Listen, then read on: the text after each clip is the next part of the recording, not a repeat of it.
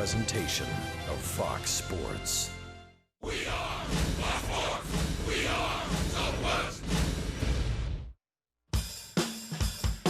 It's time for the tables to turn for Martin Perez. He's pitched well. A 3.48 ERA in 9 starts is solid, yet he's only 1-4. The issue for Perez has been run support, or lack thereof. The 2.15 runs per 9 innings is third lowest in baseball, so you figure that's going to change with this offense. Tonight, Perez looks to continue to do what he has done and hopes for a little bit of help from his friends. Your Rangers beat the Los Angeles Angels next.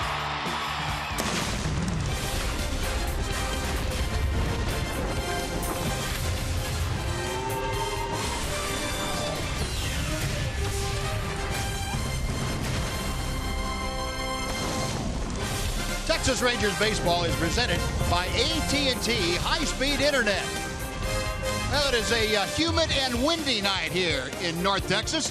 Clouds are thickening up, and the Ranger offense hope that means it's going to rain runs tonight at Globe Life Park as they take on the Los Angeles Angels. And welcome in, everyone, along with Tom Graves, Steve Busby. Glad you could join us on this Tuesday night of Ranger baseball. Rangers, after getting shut out last night, looking for a little redemption here this evening. Martin Perez on the mound, and Perez would hope that they score a few runs tonight, too. I'm sure he's feeling that way, Buzz. If there is a pitcher who you can easily say he's better than his one-loss record, it's been Martin Perez. He's started 9 times. He's probably pitched consistently well enough to have won 4, maybe even 5 ball games. He's only 1-4. He hasn't had a lead except in 10 innings. Month of May is a good example. He's 0-2. His ERA is 2.59. Opponents have hit only a little bit above 200 against him. In his last start, he gave up 3 runs in the first inning, then only 1 over the next 6 innings. Looks like he's pitching better and better, getting more and more confident. And I guess easily, Buzz, you could say if he keeps throwing like this, the win should come. Yeah, and the last 6 innings, as you mentioned, Tom, very good the last time out. So Martin is going to try to emulate the results that he got in those 6 innings here tonight, and he feels very confident that the work he's put in will lead him in that direction. Well, Adrian Beltre and the Rangers getting set to take on the Angels, the middle game of this 3-game series. We're back with the lineups and first pitch right after this.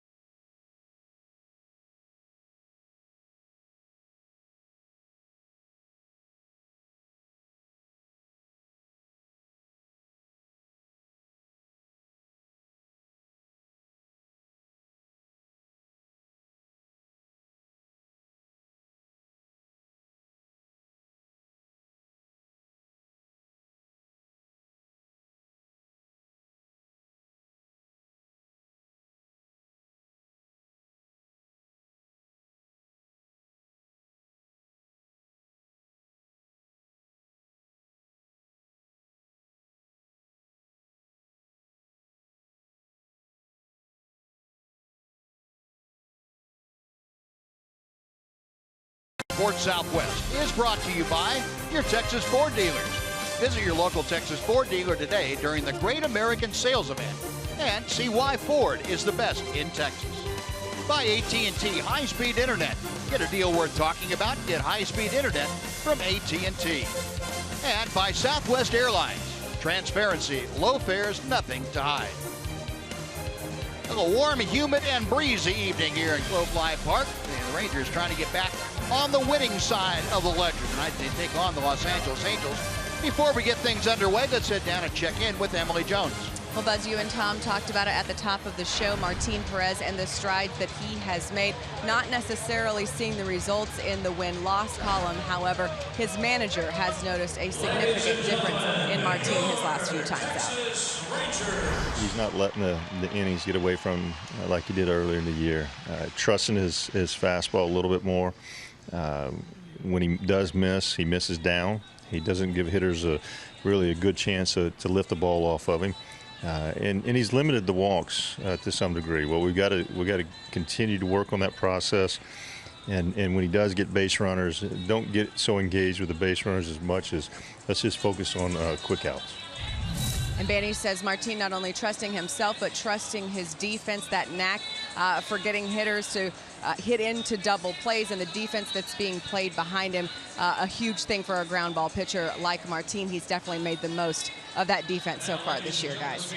All right, Em, yep, good stuff. He certainly has, and we will get more into Martin's numbers with runners on base. But first of all, Tom's going to tell you about the Angels lineup he will face tonight. Well, the Angel lineup is a lineup that's swinging the bats almost man-to-man, better now than at any point in time this season. Yunel Escobar, the third baseman, will lead off. Cole Calhoun is batting second. He's a .363 hitter on the road. Mike Trout will DH tonight and bat third. Albert Pujols is at first base. Johnny Giovatella has been hot, a .358 hitter in May, and that puts him in the fifth spot in the lineup tonight. Carlos Perez is the catcher. Gregorio Petit is the shortstop. He'll hit seventh. Rafael Ortega is in left field, and batting ninth is the center fielder, Shane Robinson. Well, that lineup for Mike Scioscia, who's in his 17th year at the helm of the Angels, will face Martin Perez, the 25-year-old southpaw out of Venezuela, making his 10th start of the year. Martin, we mentioned, just that 1-4 mark. The ERA, not bad, at less than 350, 348 to be exact. Opponents hitting a meager 236 against Perez. The big downfall for Martin, aside from not having any runs to work with, has been the walk. He has issued multiple walks in every start that he has made tonight, and that goes against his grain a bit. Ranger defense delivered to you by the Texas Department of Transportation.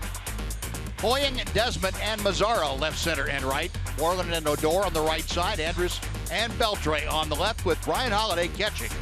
And Martin Perez out on the hill. Now, Perez, in his previous starts against the Angels, has had quality starts in all 5 outings. So he looks to go for a repeat against LA here tonight.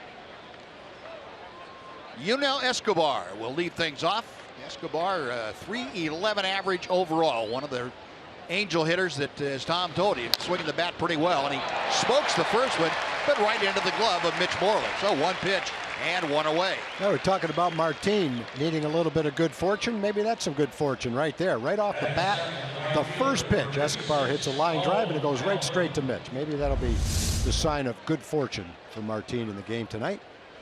Better look at it. Routine play. One pitch, one out.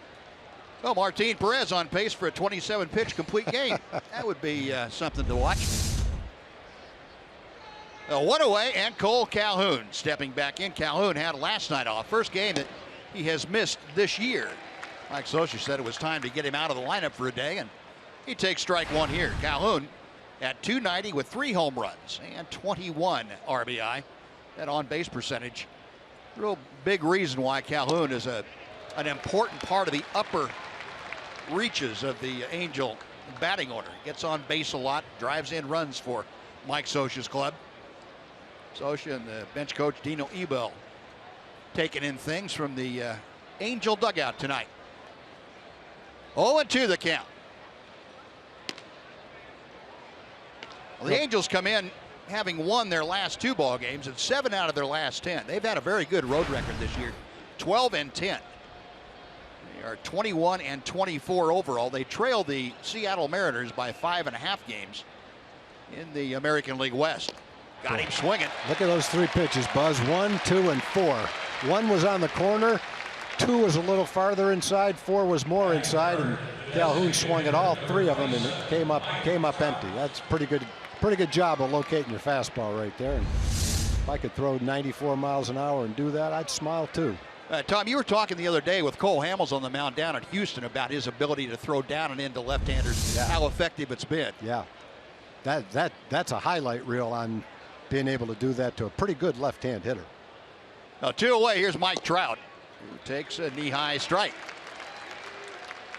Trout getting a partial day off today, handling the DH chores. 325 the average, 10 home runs, 31 driven in.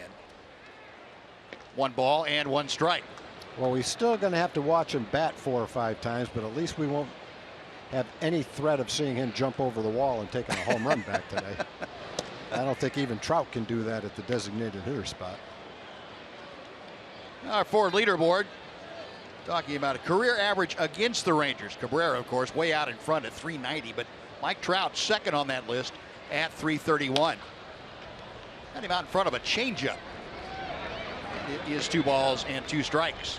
The Angels offensively got off to a terrible start this year, and a lot had to do with Trout and Pujols both getting off to bad starts. But now 1 through 8 in their lineup, varying degrees.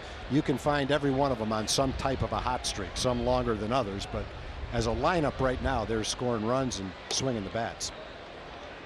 Martin just missing inside. It's a full count. Well, the Angel order and their offense, big difference. A run and a half per game between the low of April and the high of May. Pitch outside, Trout able to check his swing, and he is aboard with a 2-out walk. Well, Buzz, you and I say this all the time.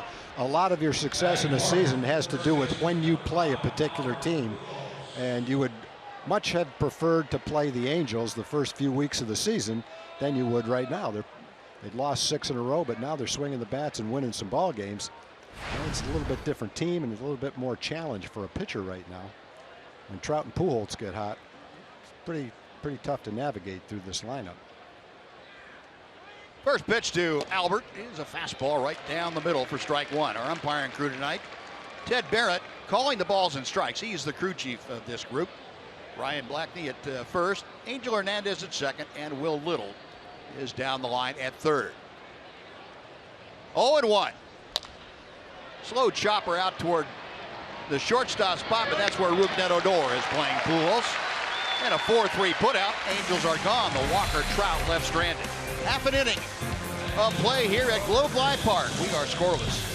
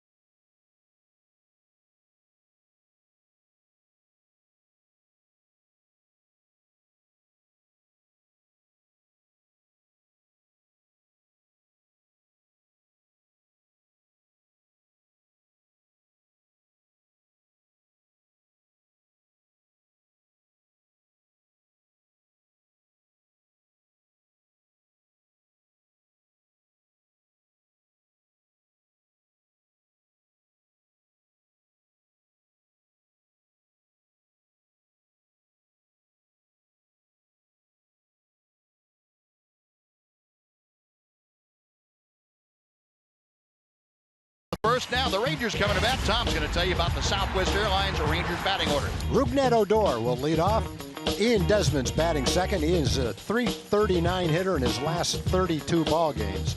Prince Fielder is third. Adrian Beltre's the cleanup hitter. Nomar Mazara in right field. He'll bat fifth. Elvis Andrus is sixth. Mitch Moreland moves down to the seventh spot in the lineup. Jared Hoying played his first major league game last night. He'll follow it up in left field with another one tonight. And catching and batting ninth is the catcher, Brian Holiday. And that lineup facing the 28-year-old right-hander, Jhoulys Chacín. First pitch to Rougned is on the outside corner. Chacín picked up by the Angels, right after Garrett Richards was shut down. A 4-pitch pitcher, not overpowering, but he has an excellent changeup. And that's the kind of thing that has given the Rangers a lot of problems, especially of late. If his command is good, Rangers will have their hands full because he can throw any of his pitches for a strike at virtually any time. First time that he has ever faced the Texas Rangers. Chopper, tough play for Pujols. He makes it though, and Chacín covering the bag for out number one. And we'll take a look at the rest of the Angel defense tonight behind Chacín. The outfield, Ortega in left, Robinson in center, and Calhoun is in right. You saw Pujols at first, Giavotella at second. Gregorio Petit is the shortstop, Yunel Escobar at third, and Carlos Perez is catching for Jhoulys Chacín. Oh, one out. Ian Desmond will step in. Desmond has the most at-bats against Chacín from his National League days of anybody in the on the active roster. He is 3 for 10 in previous matchups. One of the hottest Ranger hitters over the last month of play. Desmond, that average at .276. That's as high as it's been this year. Down the right field line, it is slicing back into the crowd. And out of play, Calhoun over to take a look. And the count moves to a ball and a strike.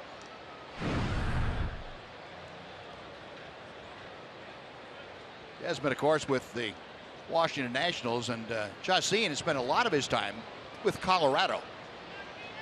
Spent a little time with Arizona last year, and of course with the Atlanta Braves this year, before the Angels went out and acquired him.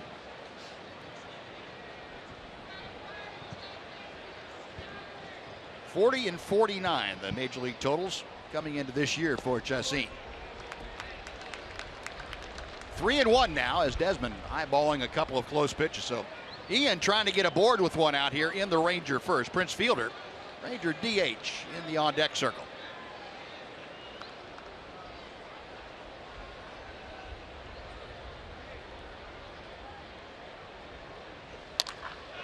Line to center. That's going to settle in for a base hit. Boy, he is just ripping the cover off the ball, and a lot of balls right back up the middle of the diamond.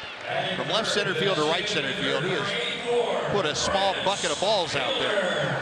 He overcame a slow start, and he's more than made up for it. That's a rope to right center field. Short, quick line drive swing. That also, when he elevates it a little bit, shows pretty good power.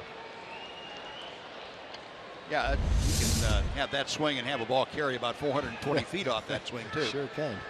Well, here's Prince. Fielder up to .202 now with a batting average. Check swing and no swing. Peel down to third, and that's where Will Little gives the palm down safe side. Couple of home runs, 23 RBI for Prince. 1 out of 3 in previous matchups against Chacín.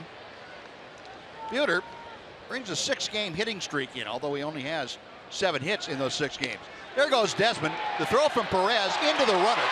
And Desmond now, he started to go and decided not to. He saw an open base, then he saw the pitcher sneaking over. I'm glad he saw the pitcher because he wouldn't have been successful with it. Yeah, that might have been ugly at third base. Boy, he's just doing it all. He's 8th stolen base of the year. Make that his 9th stolen base of the year. Hey, he's one of the most dynamic, fun to watch players in the league. He's a lot like, he's kind of the Rangers version of George Springer, only he's a better hitter than George Springer. No, now Desmond has himself in scoring position. And one of the guys you like to have up there in these run-producing situations, that would be Prince Fielder. 1 ball and 1 strike. Now 2-1. The throw really tails into the runner. In fact, it hit him right in the back of his kneecap, it looked like. Thinks about it. Whoops, sees the pitcher and makes the right choice. Yeah. Pulled an Adrian Beltre throwing the brakes on it. Yeah. Now Prince tired of waiting, so he asked for time, and it's granted. Yeah, that's where having a lot of speed can be a curse sometimes, because you take chances that the rest of us don't even bother thinking about, right, because we know we can't get there anyway. Now Prince, a chance to get the Rangers on the board. Wide open shortstop spot out there for him. And the pitch in the dirt. And Desmond will advance 90 more feet. So stolen base now, wild pitch. And Fielder with Desmond at third base and 1 out. Well, you can kind of tell Chacín's game plan is to throw the sinker down low and get ground balls. That's what he got Ruggie to do on a 1-1 count. The goal is to get ahead in the count like Desmond did 3-1 and make him get the pitch up, in which case he hit the rope to center field. Prince has worked the count, but with first base open, he might not get that same pitch between the belt and the knees out over the plate. We'll see. Chacín from the stretch. Big ball. Off-speed pitch that he ripped foul. Cleared out a part of the Ranger bench down there. Looked like Hanser got hit by a foul ball in last night's game. Yeah, it looked like he did. Guys were giving him a hard time. Well, he's probably talking to somebody. Not Yeah. paying attention, got smoked. Yeah, he hasn't met a person he won't have a conversation No. with. Well, 3-2 the count now to Fielder. 73% of the time this year, Prince has been able to get that guy home from third. Inside corner, call strike 3. Fielder talking to Ted Barrett about it, and he is pretty adamant about it, and so is Barrett. Well, that is out number 2. That's one of those perfect pitches by a pitcher. He doesn't care if he walks him, so he's going to try to make a perfect pitch. It looks way more inside than the diagram and our Fox tracks would show. It's the kind of pitch that if you're a hitter, there's no possible way you're going to think that's a strike.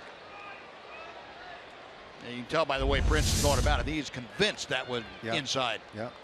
And, you know, you just have to give Chacín credit. He made a pitch and got a call. 2 outs, and here's Adrian. Now back and out of play for strike 1. That's one of those at-bats where you might be more apt to make a perfect pitch because he doesn't care if it's a ball or a strike. If he walks Prince, the double plays in order. He doesn't really care, so it's not like he's saying to himself, I have to throw a strike right here. He's basically saying, I have to make a perfect pitch, and I don't care if it's not a strike. Way inside, 1 ball and 1 strike. Well, Beltre continuing to be among the league leaders in batting with runners in scoring position. A .383 average. That's good for 7th in the American League. Rangers, though, of late, and Adrian included, not faring well in these situations. A .241 average for the team in the last 10 days. Now, they are still the highest batting team with runners in scoring position in baseball at an even .300. One hopper deep to short where Petit has it, and that will do it. Now the Rangers get Desmond all the way to third, but strand him there. No runs a hit, 1 man left. After 1, Rangers nothing, Angels nothing on Fox Sports Southwest.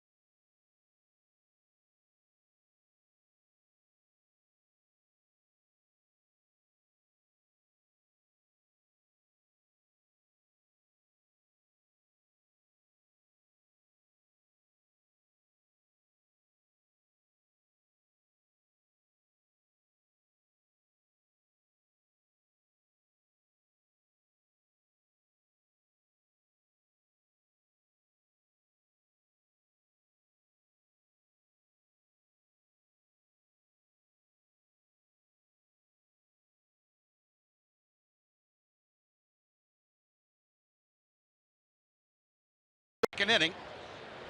Young man's got his lap full of pretty good concessions there. He got pistachios. Keep busy for a while.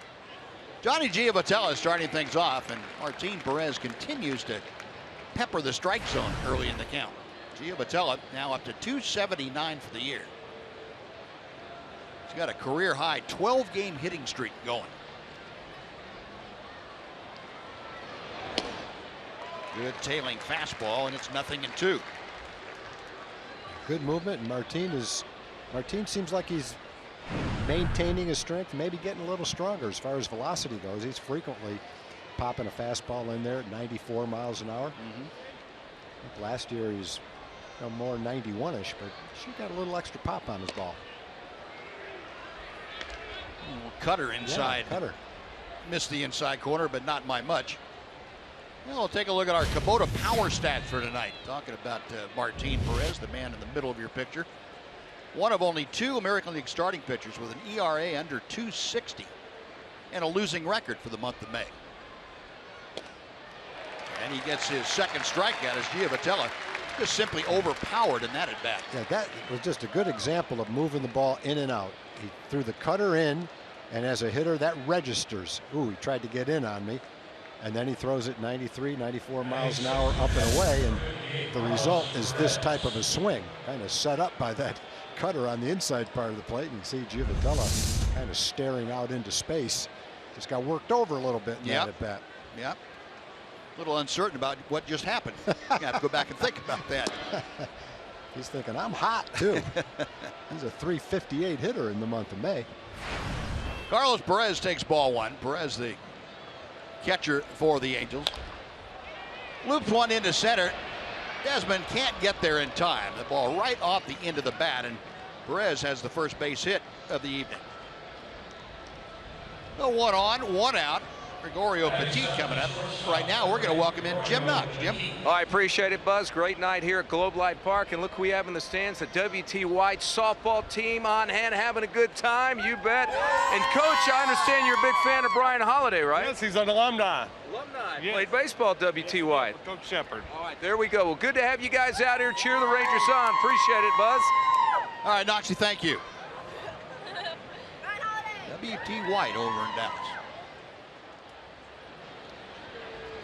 Gregorio Petit, a 294 average.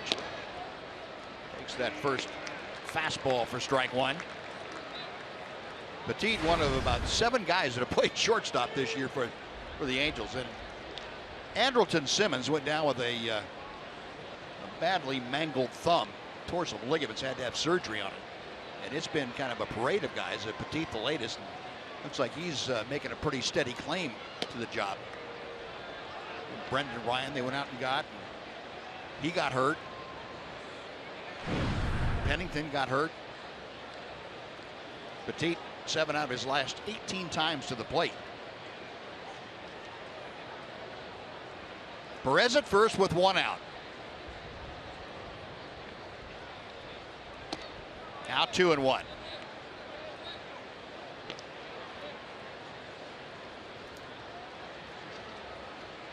Petit has been around a bit, hasn't had a whole lot of major league experience, about 90 games or so.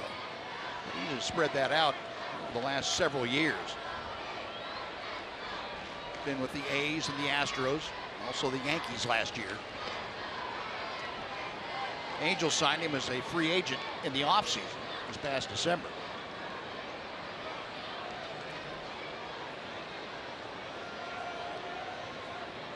Good time here for that double play grounder from Martin Perez. Pop foul down the right side. That's going to twist back into the seats. 2 balls and 2 strikes. Well, talk about the injuries. How about 10 guys on the disabled list for the Angels? And Giovanni Soto, the latest to go on, tore a meniscus in his right knee.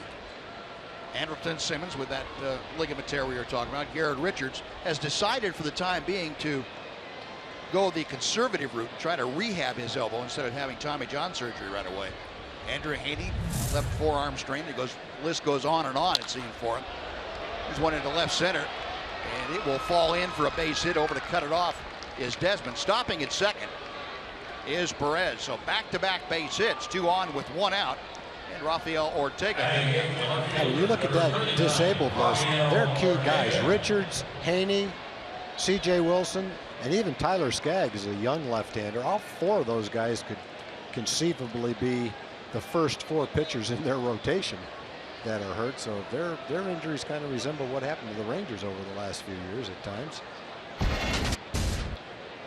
There's that list again for you, right on down Houston Street. Apparently Street's going to be going out on a rehab assignment here very shortly, so they hope to get him back in a week or so. Craig Gentry, of course, and there's Cliff Pennington, who had that hamstring injury. Yes, probably a starting catcher, at least a guy that's going to catch a lot in Soto, starting shortstop. They've had a lot of key injuries. Yep, they have. No balls and a strike, the count to Ortega. Ortega, 274 with 6 RBI. This is second tour of duty this year with the Angels. Got 2 on and 1 out. Right back to Martin. He's going to turn that into a double play. Didn't hit the ground, so it's not a ground ball double play, but it's 2 nonetheless. Nice reactions by the young left-hander. No runs, 2 hits, 1 left after 1.5. Rangers nothing, Angels nothing, and some fancy glove work by Martin Perez.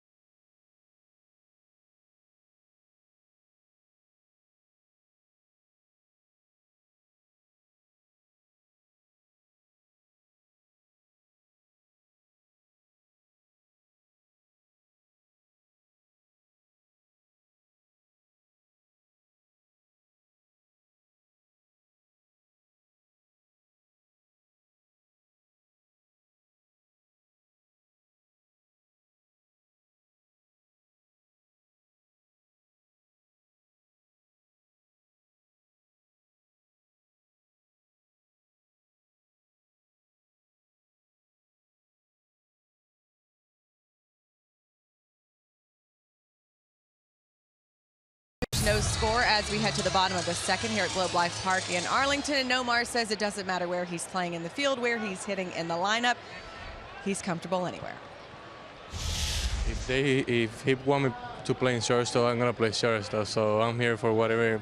Like one of the reporters asked me, "Hey, how you feel hitting 3-hole?" I say, the first day I got here, he put me in the 2-hole. I never hit in the 2-hole, so he told me just go out there and do what you do, just have fun. I say, hey, if you put me in the 9-hole, I'm gonna be fine. I just wanna play. Wise beyond his 21 years, isn't he, Buzz and Tom? Yeah, I am. I think you can say he's pretty well grounded, I would think. He is something. He's off to a great start. He hit the ground running out in Anaheim on the 10th of April when he was called up. Hasn't looked back yet. I'm kind of looking forward to that day where Banny puts him at shortstop, though. He said he'd do it. That'll be a story. Yeah, he said he'd do it. You heard him. Now, right now, ahead of the count, 3 balls, no strikes, trying to get ahead or get on board here to start off this second inning, and takes outside. So a 4-pitch walk. Chacin puts Mazara aboard, and now Elvis coming up. first walk tonight by Chacín. And as Elvis steps to the plate, we'll take a look at our TXU Energy Power Player to watch. Elvis, current 9-game hitting streak. That's the longest by a Ranger this year.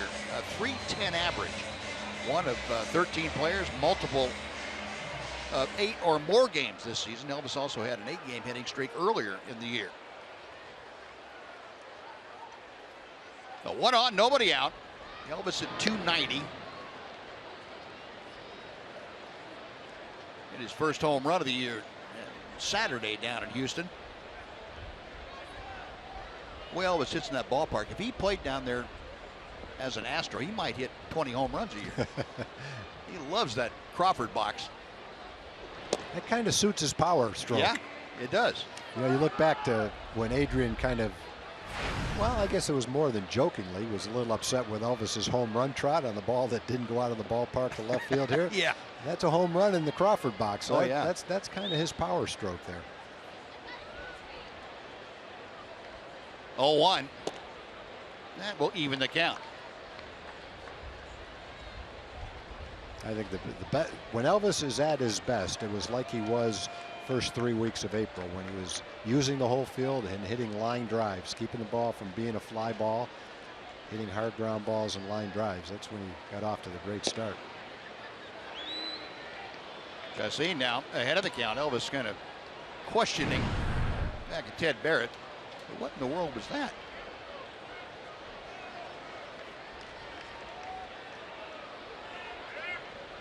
Against the Angels, you can see, put up great numbers. Second highest batting average of any opponent that Elvis has had.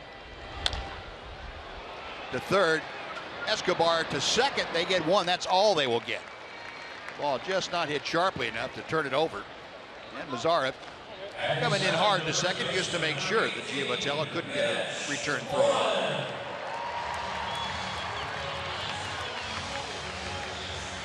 So Elvis exchanges places with Nomar Mazara. Andrews at first now with 1 out. Mazara back to the bench, and Mitch Moreland will come up. Yeah, when you look at the Ranger lineup, the only guy that has really been hot has been Ian Desmond. And I guess you'd have to count the catchers, too. The catchers, Bobby Wilson, Brian Holiday have been swinging the bats well. Elvis and Mazara have kind of been hanging in there. But the rest of the lineup is waiting to get hot. And there's a lot of key production in the guys waiting to get hot. Certainly Mitch is one of them. He had a couple of balls hard in last night's game. Didn't have anything to show for it. But a hot Adrian Beltre and a hot Mitch Moreland. And add Prince in there. When those 3 guys get hot, hopefully it happens at the same time. Then the Ranger offense can start to click. But it's tough to click if the guys in the middle are not swinging a good bat rate at the time. Yeah, you know, Tom, we always talk too about Mitch Moreland. When he starts hitting the ball the other way with authority, we know he's got pretty well locked in that and taking the walk when guys won't pitch to him. We haven't seen him do that in the last 10 days or so. No, and I think it's kind of a catch-22. That's what you want to do, but the more you struggle, the more anxious you get, and the harder you try, and the more you try to make something happen, and it kind of plays right into the pitcher's hand instead of that nice relaxed approach. That's why Mazara is such an unusual young player, because he seems unfazed by that kind of a feeling. He stays with his relaxed approach in every at bat. Not many guys can do that. Chacín, a high set, and the 1-1 is outside. Mitch has had, boy, I couldn't tell you how many, probably 7 or 8, maybe more.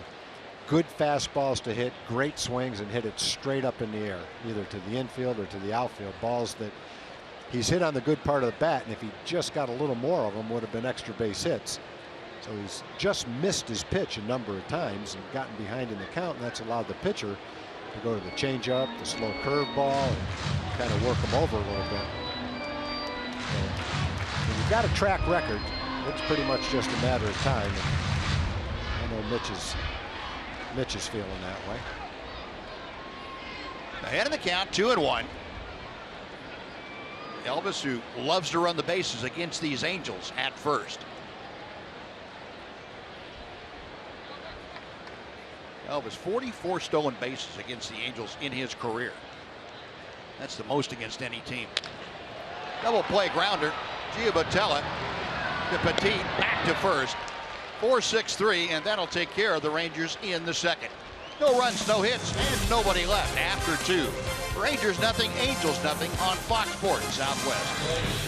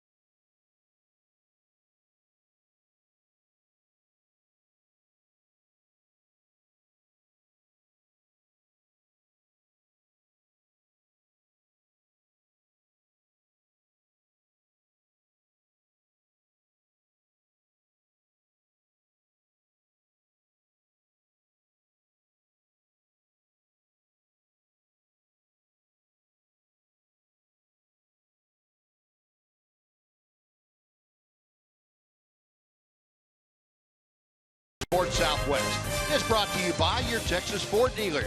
Visit your local Texas Ford dealer today during the Great American Sales Event and see why Ford is the best in Texas. Shane Robinson leading things off here in the Angel third inning. Scoreless ball game. Angels with 2 hits, the Rangers with 1 hit. Shane Robinson getting the start in center field tonight. Mike Trout, it's a partial night off handling the DH chores. Rougned Odor camped into that pop-up for out number 1. And before you know, Escobar comes up for his second at-bat of the night. Let's send it over to Dana Larson for a Chevy game break.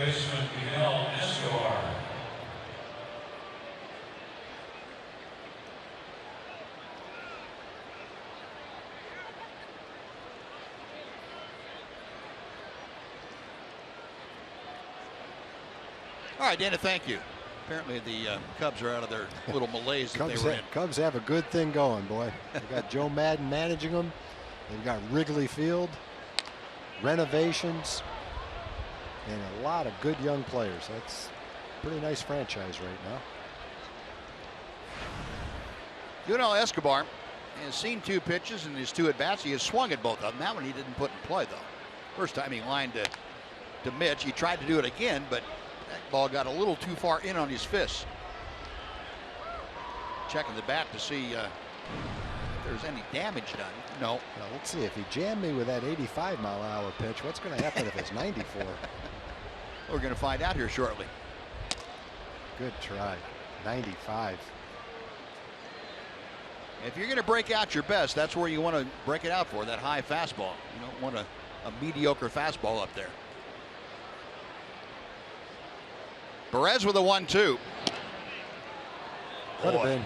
Yep. Escobar shaking his head. He's shaking it because, you know, I couldn't hit that if I tried. He couldn't have swung at that in a million years. He took it and said, "Whoo, glad that was called a ball. I didn't take it because I wanted to." This one popped down the right side. Mazara, is he going to have enough room running parallel to the stands? He makes the catch. That's a good way to do it, Yeah. Buzz. It's kind of like a pitcher covering first base. Don't they teach you to go, what, 10 feet in front of the bag and then run along the line? Parallel to it, yep. That's right. Instead of running right to the ball, going full speed into the wall, he goes sideways to the wall, and now he comes in along the wall to make it an easier catch. Chases the security guard down there. That's good. You always see a lot of people play in right field, but I can't remember many others doing it that way, which is pretty good for a 21-year-old. Well, very quickly, 2 outs. Cole Calhoun That's really outta gets here. sawed off. Oh, nope. Wynn got it. Elvis takes care of it, and that'll do it. Oh, very good 3rd inning for Martin Perez and the Rangers. 3 up and 3 down, no score after 2.5.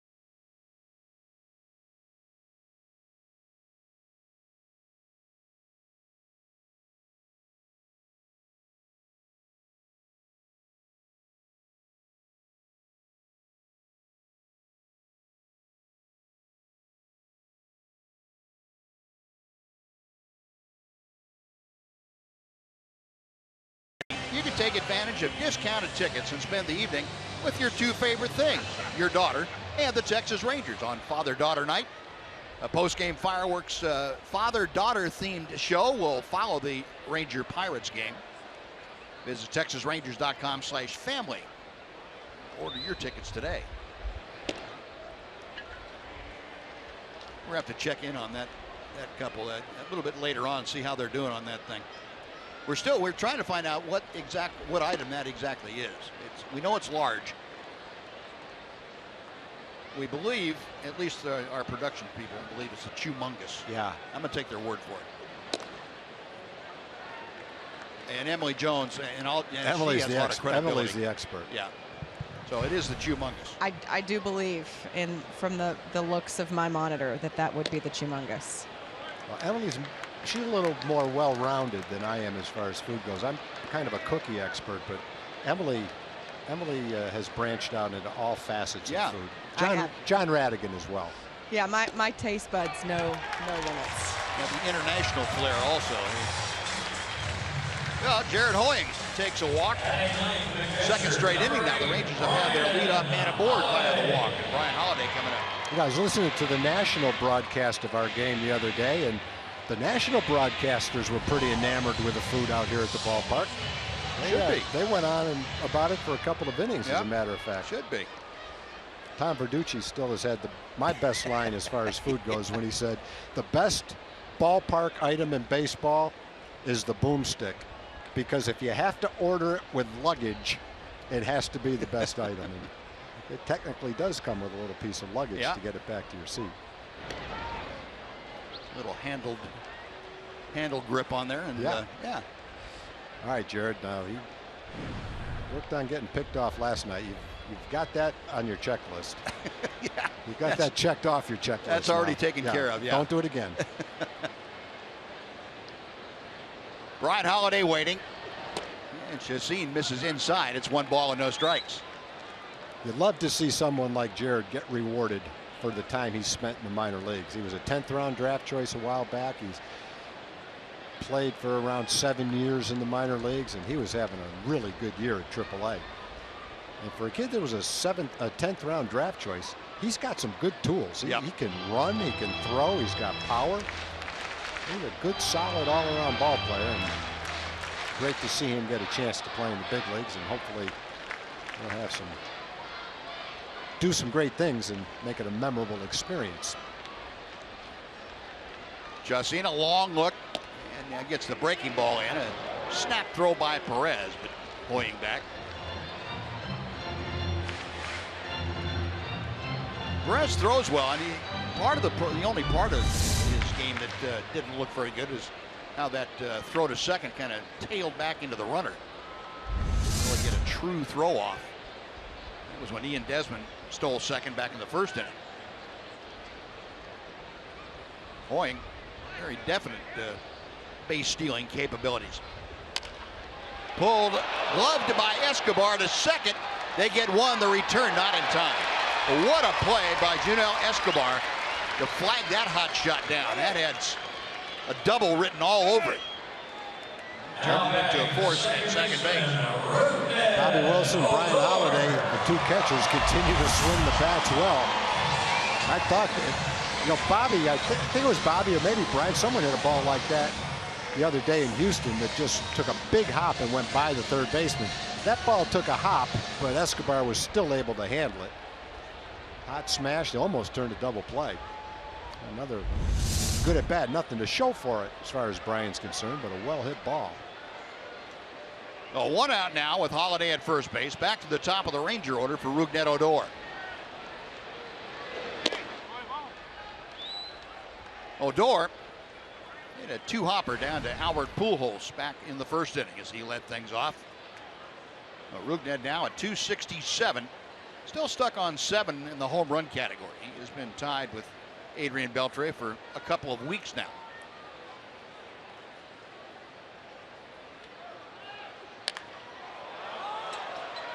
Holiday running on the pitch and it's fouled away by Odor. That ball went out of the stadium. That's about as far as you can hook a foul ball. He's smiling.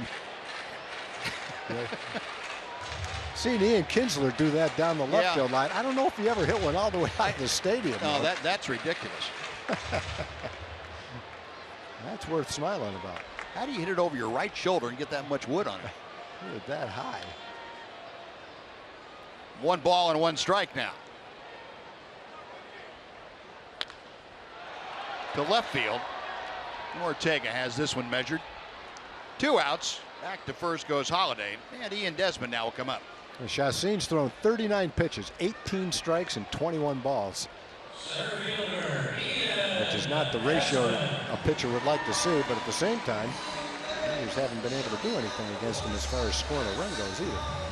Now they've walked the last 2 innings. He's walked the leadoff man. Yeah. Rangers not able to do anything with that. So they're going to need to get that in order. Put some pressure on him. Get multiple runners on base. See if they can capitalize here in the early going before he has a chance to settle down much. Ian Desmond, the only base hit tonight for the Rangers. That was a solid single to center in the first inning. 1 ball and no strikes.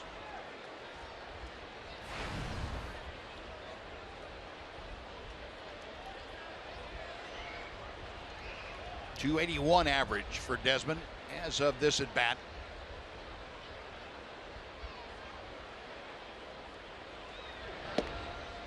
Two and 0.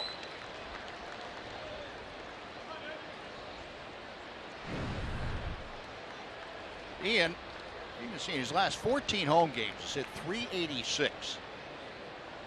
Had 4 home runs mixed in there, and he's driven in 18 runs in those 14 games, hitting safely in 12 of them. Up the middle, that's headed for center field, a base hit. Holiday had turned at second, but he hangs on as Robinson gets to the ball. So the Rangers do, for the first time, have 2 runners aboard. And Prince Fielder coming up. Another multi-hit game for Ian Desmond in just 2 at-bats tonight. The Rangers have played 45 games. In the last 33 games, Ian's hitting close to .350. That's, 125, 130 at-bats. He's made that slow start a distant memory. He's been one of the hottest hitters in the league over about a month's time. 1 ball to Prince Fielder. Prince called out on strikes, and he got called out on a 3-2 pitch that he felt was not in the strike zone. Our pitch tracker is showing he was just barely touching the low inside corner. Not many hitters around, though, would say that was a strike. Ball 2 is outside. And again, the Angels in the overshift, but they're playing the shortstop Petit just about behind second. He's off maybe a step to the shortstop side, but there's still a good sized hole at the normal shortstop spot. And we've seen Prince drive balls that way, especially with runners in scoring position. Ball 3. That is if he gets a strike to hit. 20 strikes and 26 balls. Well, you know Mike Scioscia has got to be fuming right now. Getting redder and redder by the moment. Does he have the green light here? Yes, he hits it right at Chiapatella, the second baseman, playing in shallow right field. Can't hit it much harder than that, but no elevation. The Rangers are gone, no runs a hit, and 2 men are left. After 3, we are still scoreless at Globe Life Park.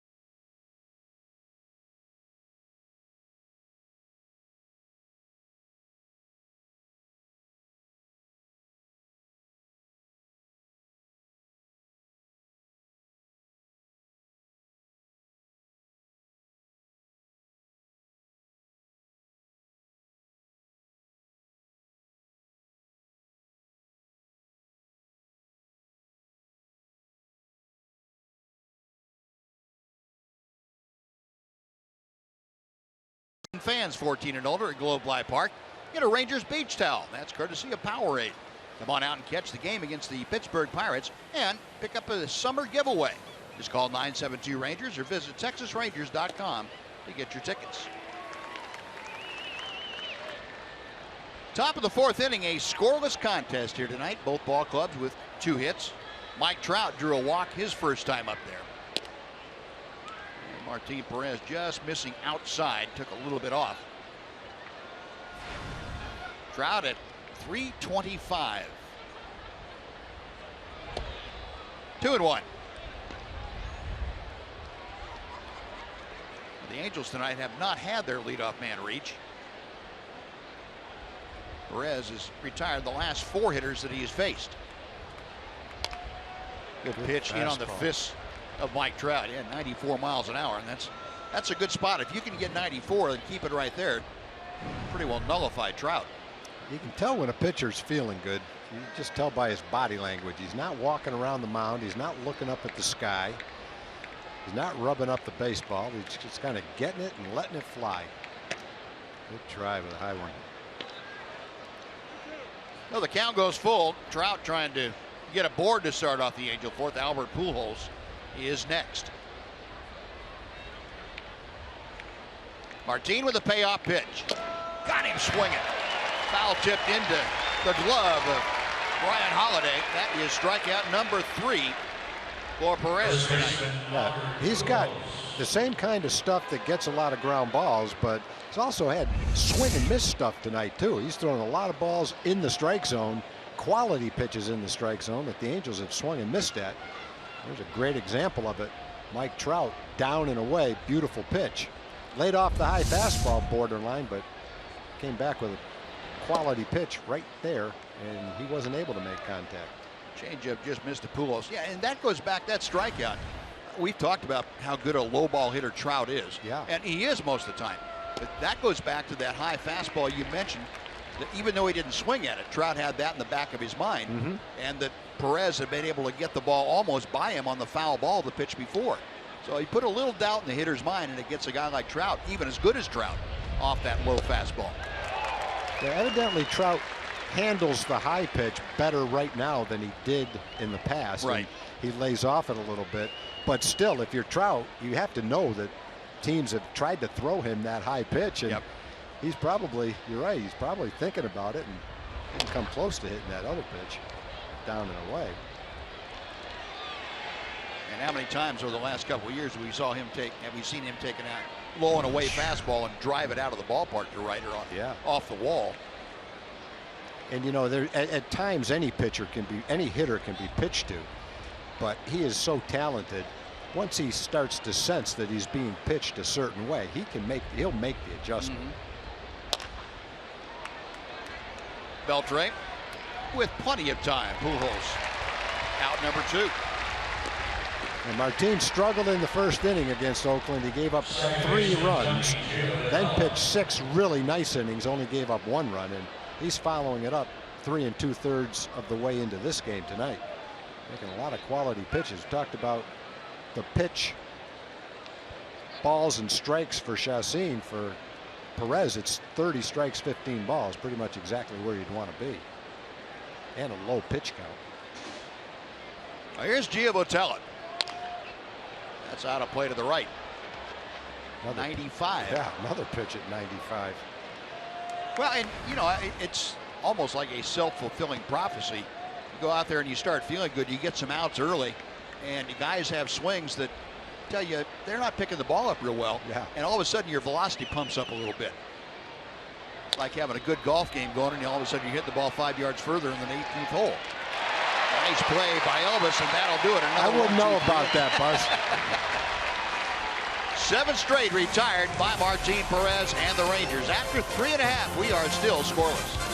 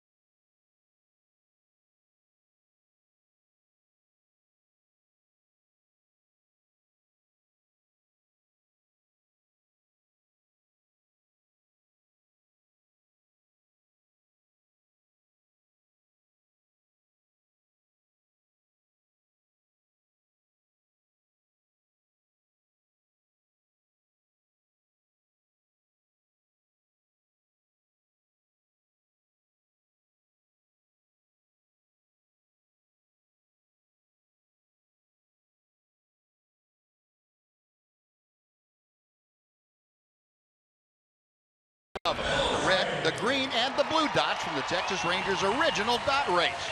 This season, collect all 3 dots in a limited edition bobblehead series. It's presented by Nitto Tires. The blue dot is the first one in the series. It'll be given away to the first 15,000 fans. This Sunday, Rangers take on the Pirates in interleague play. Log on to TexasRangers.com to get your tickets today. That's the Ranger Fan of the Year right there, Dawn. And I don't think I've seen a lot of great fans, but she might have more intensity than any fan I've ever seen. I agree with you. And she has some staying power too. She's out there the whole game. She'll be out there with Noxie after the game. That is a fan. That doesn't take anything away from all our other fans. They're fans too, but she takes it to a whole different level. Petit handles Beltre's ground ball. That is out number 1. And Omar Mazara. Right fielder, Omar. Some of our best fans, Buzz, are people we never get to see. They're the fans that watch every single game at home. Don't get a chance to come out to the ballpark very often. But they plan dinner around the game. They eat in front of the TV. And they watch every inning of every game. And to all those people who are watching right now and are that kind of fan, we appreciate you. Thank you very much for doing that. Yes, we do. I will second that heartily. Mazara drew a walk his first time up. And Chacin hits the very bottom of the strike zone. Mentioned Mazara, and for the most part, the rest of the Rangers haven't seen Jhoulys Chacin before. Kind of a new look for them. This is second time through the order. So they'll have a little bit in their data bank to draw on. Up the middle, that's going to be into center field for a base hit. Oh, a very relaxed approach and a quick bat for Omar Mazara. Yeah, this is the kind of guy that Chacin, who tries to sink the ball, change speeds away, and he's trying to get you to pull that ball to second base. And Mazara just won't do it. He's just relaxed. He knows there's only one infielder on the left side, and he took his shot there and found a hole. Instead of trying to yank the ball to right field and result pull the ball on the ground, you've got 3 guys on the right side who can field that ground ball. So 3 hits now for the Rangers. Mazara aboard with 1 out. Here's Elvis. Remember last inning with 1 out, Brian Holiday the runner at first, and Rougned Odor at the plate. Jeff Bannister put a hit and run on the first pitch. Elvis certainly has the ability to handle the bat in a way that you would want if you were to use a hit and run. That one down the line, it's a fair ball. Escobar couldn't get that, and it gets by into the corner. Mazara being waved around third. There will be no throw, and Elvis Andrus puts the Rangers on top 1-0.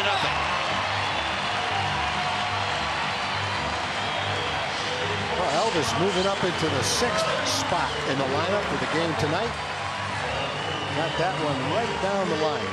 Ball hit earlier by Brian Holiday that Escobar made a beautiful backhand play on with a man on first base. Otherwise, it might have been the same thing. That ball just spun down the middle of the plate, and he rips it. Escobar's playing in a little bit, anticipating the possibility that Elvis might try to bunt for a base hit. And Elvis drilled it right by him into the corner. Fortunately, that ball didn't hit the wall and carry him right to the left fielder. Went all the way to the corner. Yeah, and Ortega played it like he suspected it might come off that short wall. He did. And then he said, oh, no, it missed it. So he had to go back into the corner and get it. The Rangers on top 1-0. Here is Mitch Moreland, who takes outside for ball 1. Moreland grounded into a double play his first time, and he has the advantage now of having a pretty good hole on the shortstop side. With Elvis at second base, Escobar, the third baseman, has to honor that runner, so he can't go all the way over to shortstop. He has to stay reasonably close to third. 1 ball and 1 strike.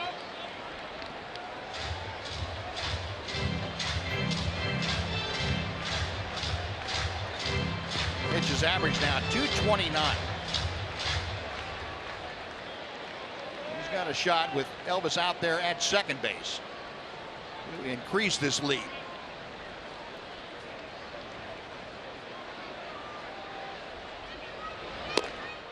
Off the outside corner, 2-1.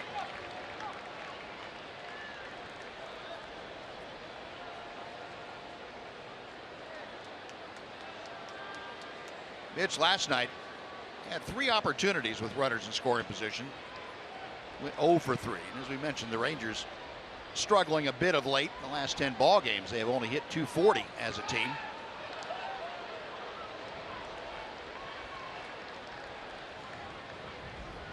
In Mitch's defense, he hit a couple balls right on the screws too, that one right back to the pitcher and one a line drive that almost took the glove off of Albert Pujols. Yeah, when the Rangers loaded the bases, that was one of them for the last out, and then Adrian hit a soft line drive that Giovatello made a diving play on with the bases loaded.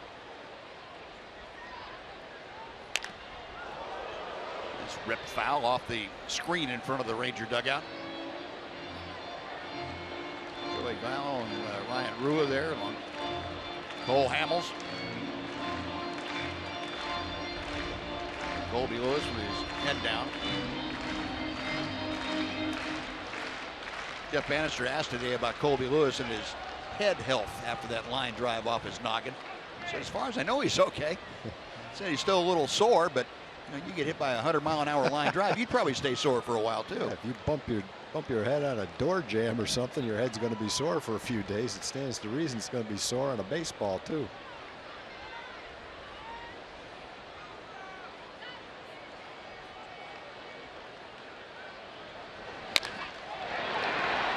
Pujols, Chacin covering for the out. Elvis rounded third just in case. He will stay put. He's there with 2 outs now, and Jared Hoying coming up.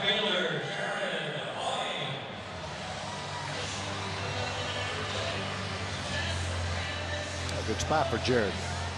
Get your first hit, get your first RBI. Hoying was pretty much on fire at Round Rock when he got the call to come to the big leagues. Last 19 ball games, he had hit .390 with 3 home runs. He had driven in 15 runs over those 19 games. Get over the looper down the line, just foul. Foul by just about that much, maybe 6 inches. Yeah, and when you're a veteran player like Jared, you hope that when you get hot like that, where you just say to yourself, I really, over 20 games and 80 at bats, I can't do any better than I'm doing right now. You hope there's an opportunity, and that's when you get called to the big leagues. And that's exactly what happened. And then when you get to the big leagues, you hope that that hot streak just keeps on going. Yeah. Almost had his first RBI and first hit right there. Missed by about 2 inches. Chacin missing high, 1 ball and 1 strike. Well, Hoying overall for his year at AAA was among the Pacific Coast League leaders. He was 3rd in total bases and 4th in RBI. Also 5th in hits. Well, he was putting together a very, very good season. 1 ball and 2 strikes now.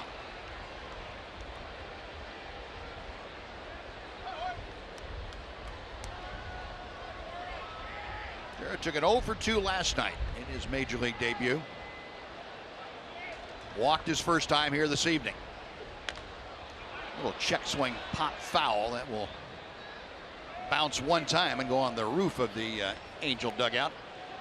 Still 1-2. Something that helps a lot of the players to get called up to the big leagues is the opportunity to get into big league games in spring training, and Jared had a lot of opportunities to do that. All big league teams now call up players from the minor leagues to play the last few innings of early minor league games and sometimes later minor league games. I think that helps when you finally get to the big leagues. You've at least met all the big league players and had a little bit of taste of what it's like to play in the big leagues. When we were playing, Buzz, you didn't get those kind of chances. If you were in the minor league camp, that's where you stayed. Yeah, and generally the minor league camps weren't anywhere near the big league camps. Right. That's certainly the case with the Rangers. Yeah. In the dirt, and the out will be recorded on the throw to first base. So that'll do it. The Rangers do get a run on a couple of hits. Elvis Andrus with his 16th RBI of the year will go to the 5th. Rangers 1, Angels nothing on Fox Sports Southwest.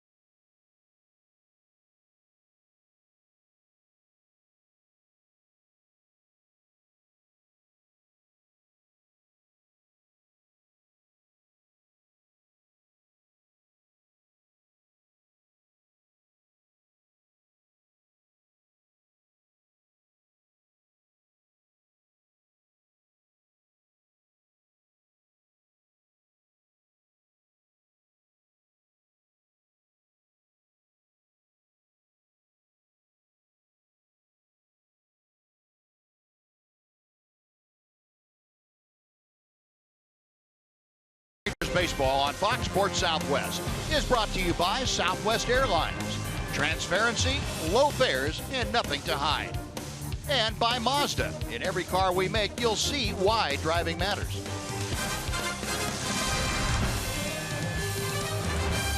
Well, the Rangers in the driver's seat, 1-0 as the Angels come to bat here in the top of the 5th inning. Carlos Perez, Gregorio Petit, and Rafael Ortega, the first three, and Martin Perez right out there pumping in strike one. Petit had a single to left center field his first time, and he's going the same direction. That is going to be in for a leadoff base hit. First time tonight that the Angels have had their leadoff man aboard. Snaps a streak of 7 consecutive hitters retired by Martin Perez.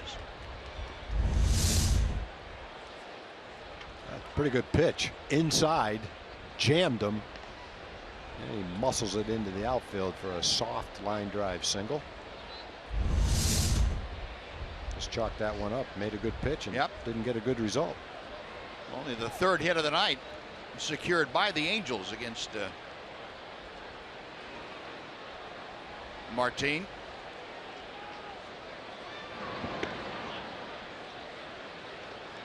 Gregorio Petit, 1 for 1. Had the other hit.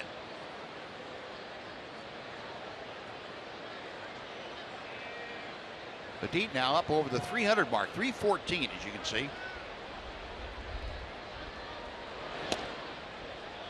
1 ball and no strikes.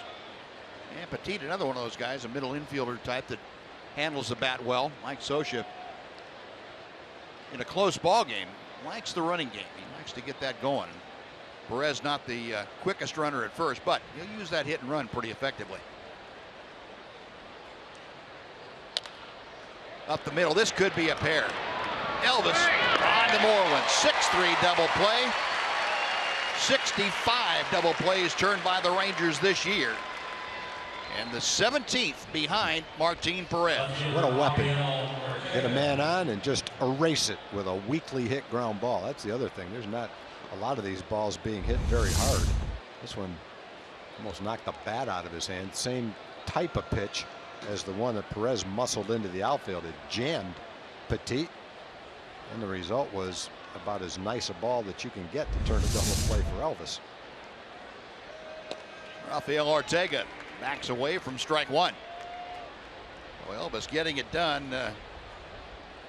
Angels have grounded into the most double plays in the American League, almost 50 now. The American League average, as you see, is 34. Now the Angels strike out fewer than anybody in the American League. And when you put the ball in play, and a lot of times if you get enough people on, that's going to result in a lot of double plays. That's right.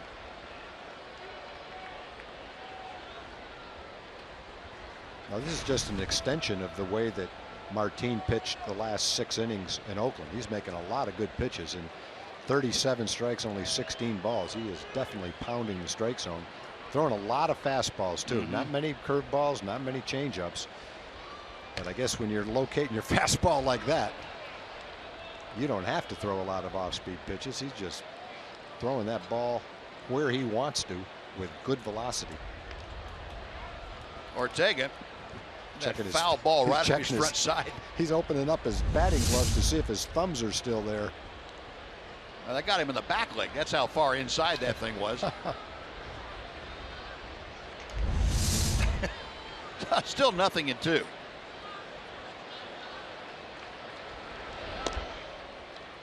A breaking ball. Yeah, I'd give Ortega credit for being able to take that pitch after having those fastballs pounded in there.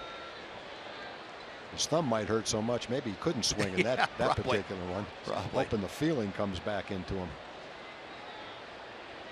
Martin with the 1-2 offering. Cooks up and off and had Ortega way out in front of it. And McCarron, nice play in the front row. Oh, hit the front of the Ranger dugout, bounced all the way over it into the front row right past the dugout for a nice catch by a fan.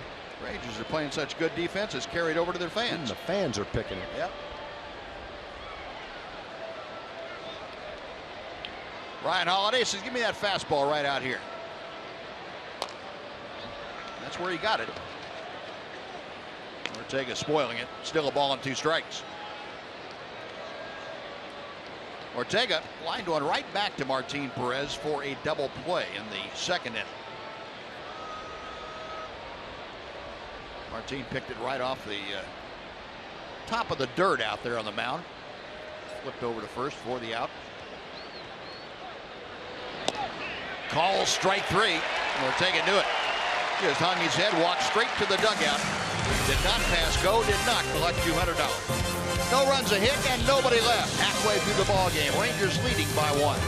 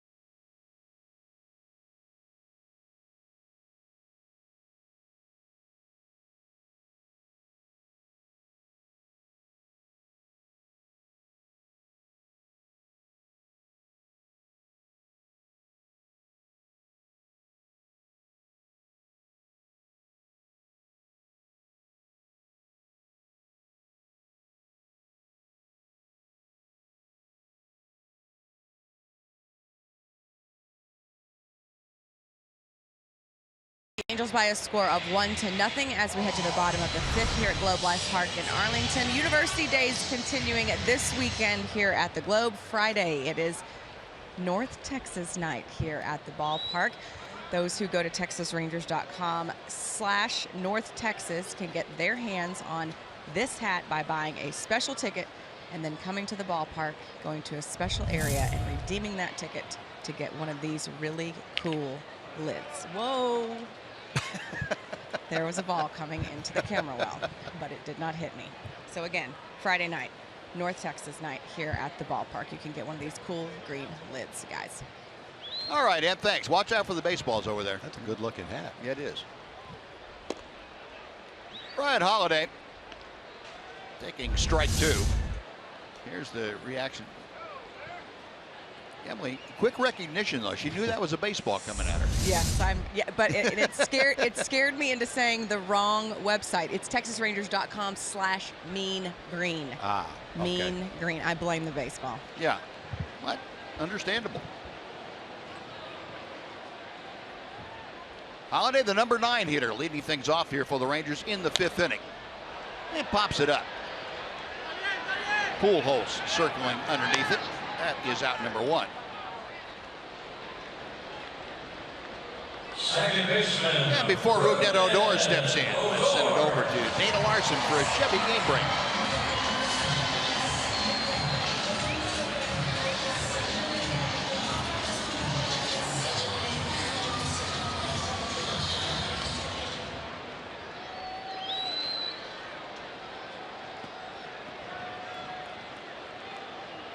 All right, Dana, thank you very much.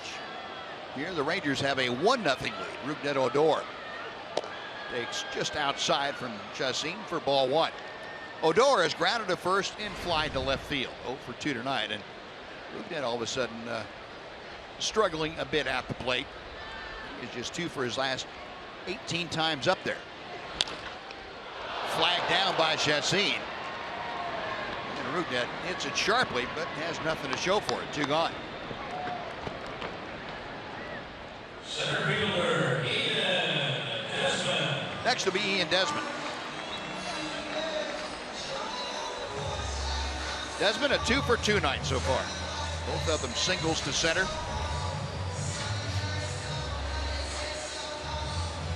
Desmond now at 285 with his average. Boy, that is some heavy, heavy lifting on his part in the last month.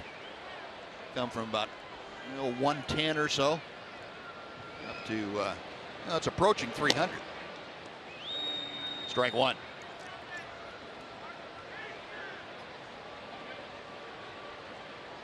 And it's been an everyday thing. He has hit the ball hard at least 2 times every day.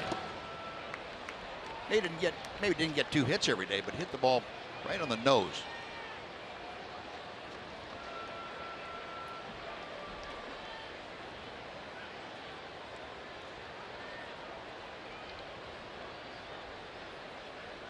Chacin back to the plate. 1-2.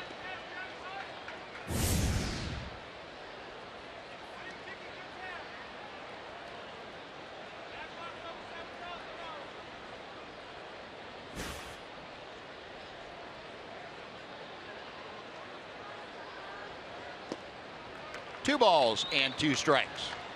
Got to be more specific about that. Back on the 19th of April, we're talking about 33, 34 days ago. Ian was hitting 109. 109 is what he was hitting. It's a lot like the comeback Rugi made last year. Yeah, you're right. He was hitting a little higher than that when he got sent to the minor leagues. He was hitting something like 140. Yeah, and Chu had the same kind of rebound, hitting under 100. Yeah, he did. At the end of April. Payoff pitch. Lashed foul. Well, Ian will come back and try it again in 3-2. And speaking of Chu, of course, yesterday put on the disabled list, he and Drew Stubbs. And Chu's timetable a little more certain. I think 3 to 4 weeks is what they're looking at now to have a full recovery from the hamstring issue. Well, you talk about being snake bit. Chu back in the lineup and everything going well and all happy about it. Walks both times up. Got him swinging. Oh, Desmond not able to make contact. It's a 1-2-3 inning first time that Chacin has had that tonight. We finished 5 at Globe Life Park. Rangers leading the Angels 1-0 on Fox Sports Southwest.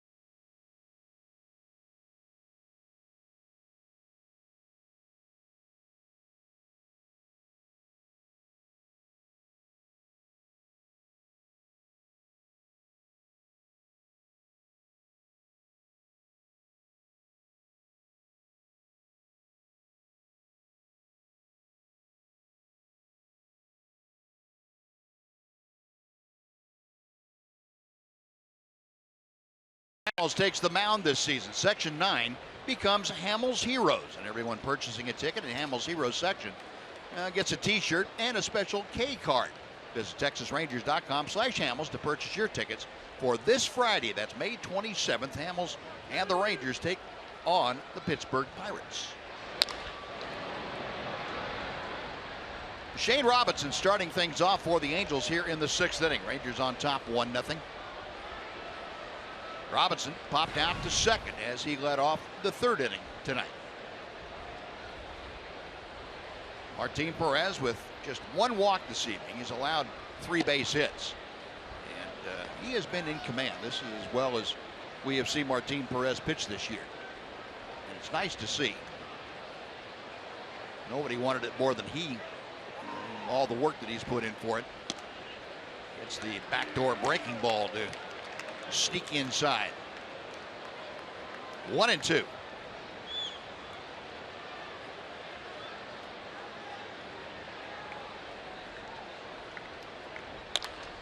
Up the middle by Odor into center field. So a leadoff single. Looked like Martin left that one up a little bit. And Shane Robinson with his first hit. Yeah, Buzz, we were talking about all the people that watch Ranger games, and want to have a little shout out for one of the Rangers' best fans. Luann Stevens is watching the game tonight from Santa Fe, New Mexico. And if you're a fan of Friday Night Lights, the TV show, which is my all-time favorite TV show, you'll remember Luann Stevens. She was Matt Sarazen's grandmother. Matt Sarazen was one of the quarterbacks in that show. Luann played his grandmother, Grandma Sarazen, in that show. So Luann, thanks for watching.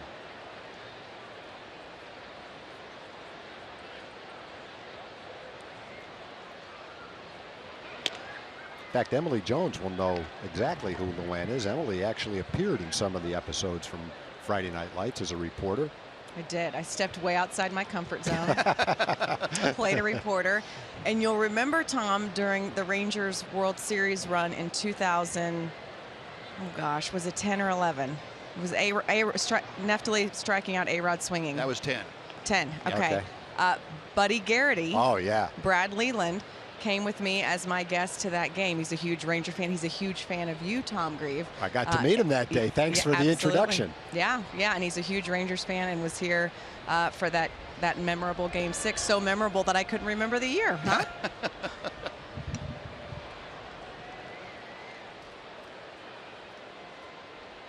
Yeah, for anyone that likes to go back and watch old TV shows and you haven't seen that one, that would be a good one to watch.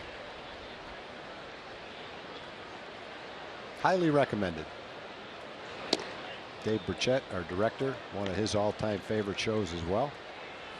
Carla Janeway, one of her all-time favorites. Not quite up there with Game of Thrones. Carla's the resident expert on the Game of Thrones, but she also branched out and enjoyed Friday Night Lights as well.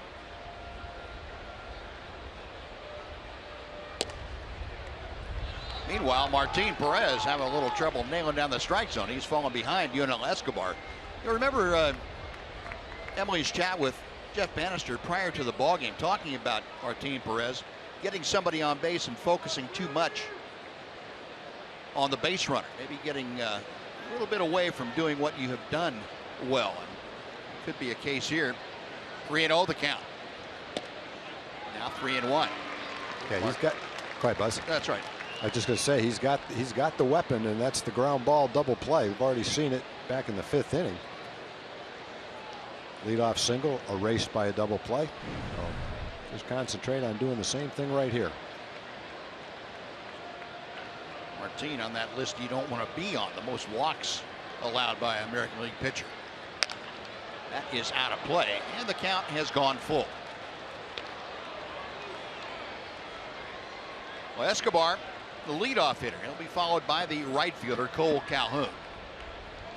And with Shane Robinson at first, who has pretty good speed. You might expect Mike Scioscia to give him the green light to take off on the next pitch. You mentioned Scioscia loves that running game if he can get it going.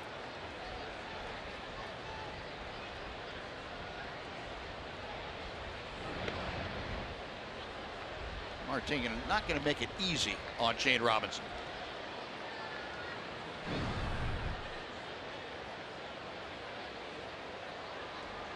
He was stolen bases this year in the American League. Angels tied for the 2nd fewest. We'll come back and try it again. And Robinson was not running on that pitch. Ranger catchers have done an excellent job controlling the running game. They've thrown out about 40% of base stealers, one of the top percentages in the league. Bobby and Brian both have done a great job throwing, catching runners. Bobby got a couple the other day. Perez has the sign. He again sets. Another 3-2 up the middle. That's into center field, a base hit. Robinson making the turn. He is going to third. The throw is cut off. And the Angels now, with nobody out, have runners at the corners. And Cole Calhoun coming up. Well, that's the ground ball, a weakly hit ground ball. Unfortunately, it found a hole right straight up the middle. Went right by Martin, a hard hit ball that he wasn't able to catch. It's on the other side of him. Yep. If that ball was on his glove side, it's a double play. Unfortunately, as his left leg comes over, he is not in a position to catch that ball with anything but his bare hand. Not a hard hit ball, but a well located ground ball. So Doug Brocail, a quick visit out to the mound. A soft single to center off the handle by Shane Robinson, and a dribbler up the middle by Escobar. Kind of sets up a tough task for Martin. Calhoun, Trout, and Pujols, the next three hitters. Yeah, now you really have to focus on pitch by pitch to the guy that's up there. This is with Calhoun. There's a guy that Martin has struck out once tonight and gotten a pop-up, and either one of those would be fine in this situation. You got the tying run at third base and nobody out. But you don't want to start looking down the line after Calhoun and saying, okay, then I've got Trout and Pujols. Well, what a quandary I'm in. Yeah. Go ahead and get Calhoun, then worry about Trout next. Jammed him very well with that fastball inside. He's getting Calhoun to swing at that pitch, whether it's a strike or not. Tony Barnett loosening in earnest out in the Ranger bullpen. Yeah, if he keeps swinging the bat, that's going to be a tough pitch for him to keep fair. The good thing is Martin is not tired. He's only thrown 70 pitches. It's just a matter of whether he can get his emotions together and make some pitches and keep this inning at a minimum amount of damage. The 0-1. Throw to third. Daylight down there. Yeah, Beltre was there, and the throw a little bit too much fair territory on it.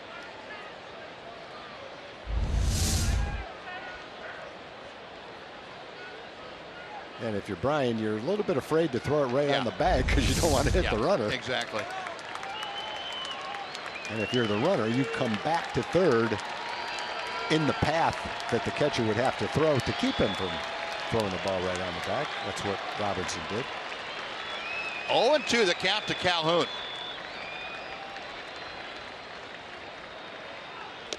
He's keeping it in there. Yep, he sure is.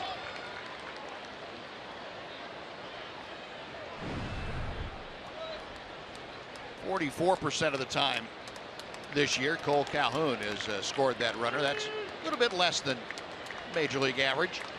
Shane Robinson, the runner at third base, across the diamond. Manuel Escobar.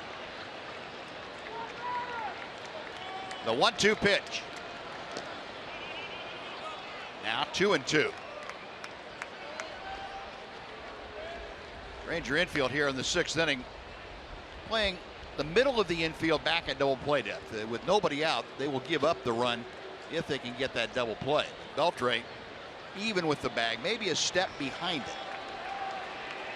And of course, Moreland holding the runner over at first.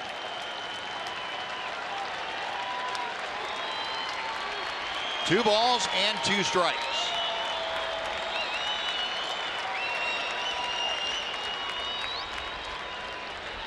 Perez to the plate. That ball hit right near his fist. And you can see how far inside it is. Now the problem for Calhoun is not that he can't hit the inside pitch. It's just that he's swinging at the inside pitch. It's about 8 inches inside. Yeah. He's got 2 strikes and he's not taking any chances. There aren't many people in this game that can hit that pitch inside. He's just glad he didn't hit it fair. Still 2-2. Tried the breaking ball, and Calhoun wasn't biting. So a full count. Calhoun batting second. He will be followed by the designated hitter, Mike Trout. This is where you can't lose Calhoun. You've got to get the left-hander if you're Martin Perez.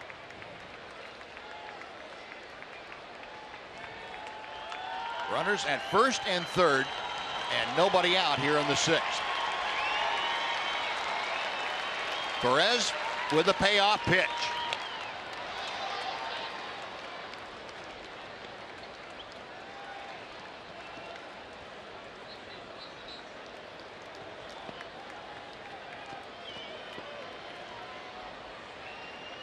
Calhoun with 21 RBI this year.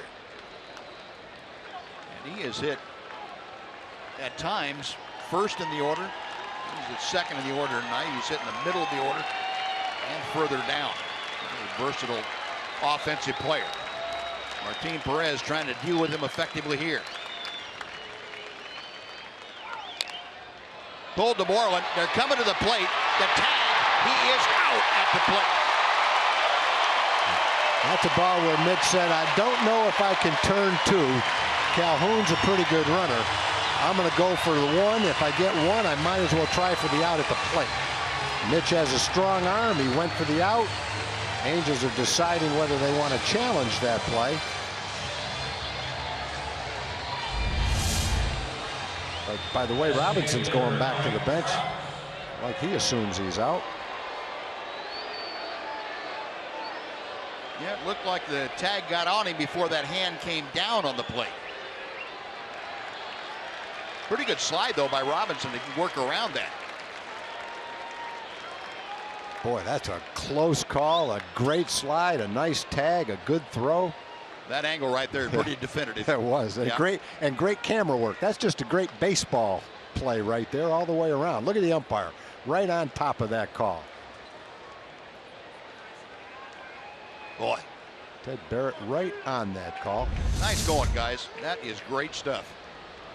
So, one very big out. Now runners at first and second. Here's Mike Trout, who has walked and struck out tonight.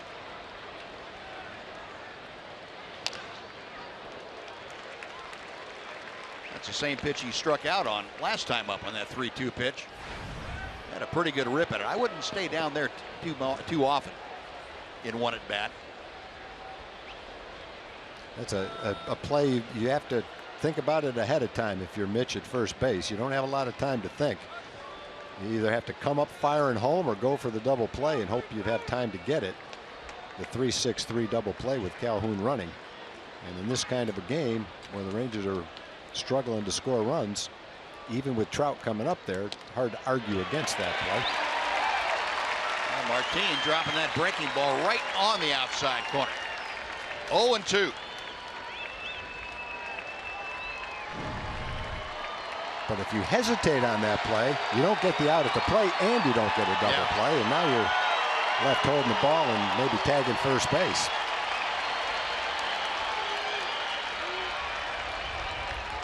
Perez a check of the runners. Popped up down the right side. That is going to work its way back into the seats. 96 miles an hour with that fastball. So whatever Martin's got in the tank, he's reaching for it right now against Trout. And tonight he's got a little more in that tank than we've seen him take out there. He does. Overall this year, velocity up from last year, and tonight it's up to where it's ever been before. You know, when he was younger, they talked about a fastball that reached the mid-90s. Right. Not that he's old now, he's still very young, but he's got that fastball velocity back and good command tonight too. And he's in a tough jam. The Rangers have not been scoring a lot of runs for Martin. He hasn't won in May despite a 2.59 ERA. He's kind of in the same kind of a position right now. And I like that visit to the mound by Brian Holiday. Go out there, give him a little chance. He's been grinding. Give him a chance to catch his breath and figure out what you want to do. Yes, Call sir. Strike three. Yes, sir. But how about that hook on the inside corner at the knees? And Mike Trout locked up completely. Mike Scioscia with the look. That's the Scioscia stare. And I think when Mike goes back and looks at the Fox tracks, he'll see that Martin made an excellent pitch. Moves in, delivers that slider in, and there it is, right on the inside part of the strike zone. Not a borderline pitch. That's a strike all the way. Just a quality strike. 2 huge outs. Now you have to deal with Albert Pujols. Pujols tonight has grounded out a couple of times. 1 ball and no strikes. Rangers on the overshift. Have Rougned Odor right behind second. Shot from the side. That pitch very definitely at the knees. I think that's a case of Trout looking for a pitch out over the plate in the mid-90s and just was fooled. 2-0.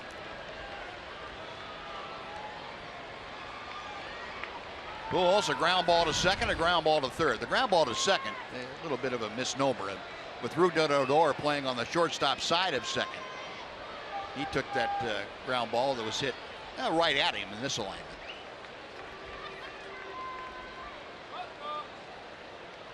Perez trying to wiggle off the hook here, and he misses low and outside.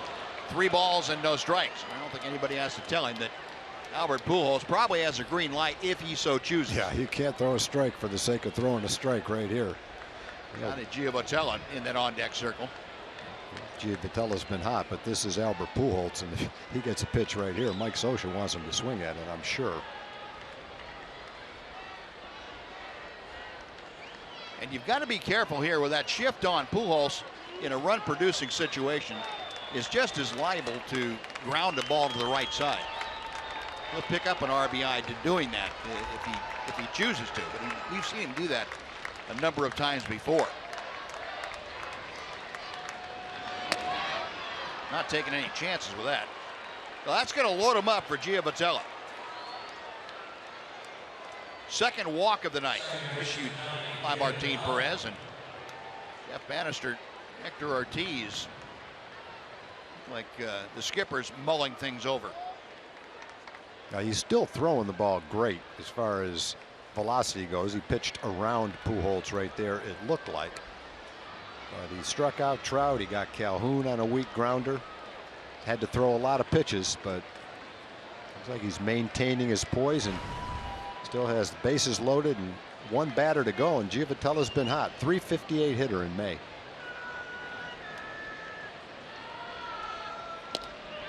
Off speed, and that is in for strike 1. Giavotella tonight has struck out and grounded to short.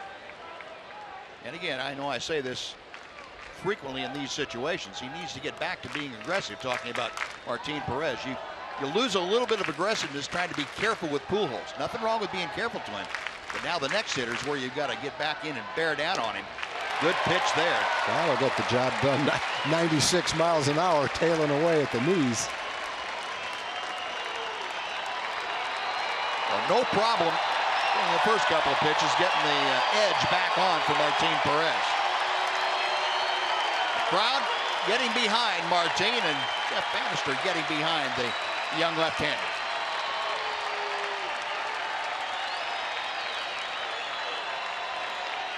Into the wind, the 0-2. Come back and try it again. Another pitch at 96.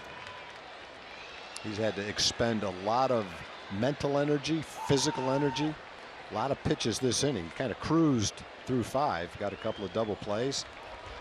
First 2 guys got on, and he's had to really work pitching through the tough part of this lineup. Yeah, if you were wondering at home, what do they mean by a high leverage situation? Yeah, this is it. This is it. Yeah, this whole inning has been it. High intensity pitches. Yeah. And the crowd getting into it once again. No balls, 2 strikes. Bases full in the 6th. Well, he just did get a piece of that pitch. Now, this may be one of those games. If he can get Giavotella right here, lead with a 1-0 lead. It's 6 innings and it's only 90 pitches, but it might be the time where you think about the bullpen. Yeah. Just because of how many high leverage pitches he's had to throw. He's throwing everything he's got right now. Yep. If you had this inning in the first inning, you don't think too much about it. Right. You have it at the tail end, that's a different story. Perez back to the plate. Got him swinging. That's some pitching right there. That is some great pitching by Martin Perez. Angels get 2 hits, a walk, leave the bases full, and Martin Perez showing you exactly what he can do, getting Giovotella to leave him loaded. 5.5 in the books. A happy Martin Perez smacking his glove. The Rangers still lead 1-0.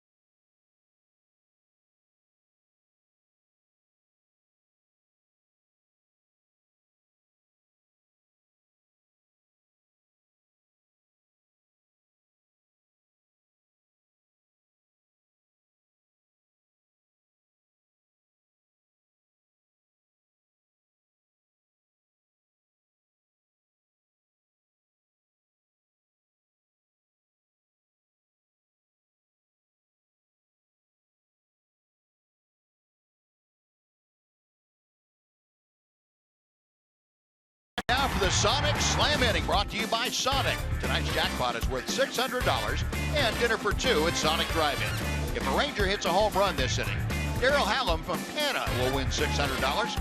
And if a Ranger hits a grand slam, Daryl is going to win $25,000. You can register at any participating Sonic restaurant.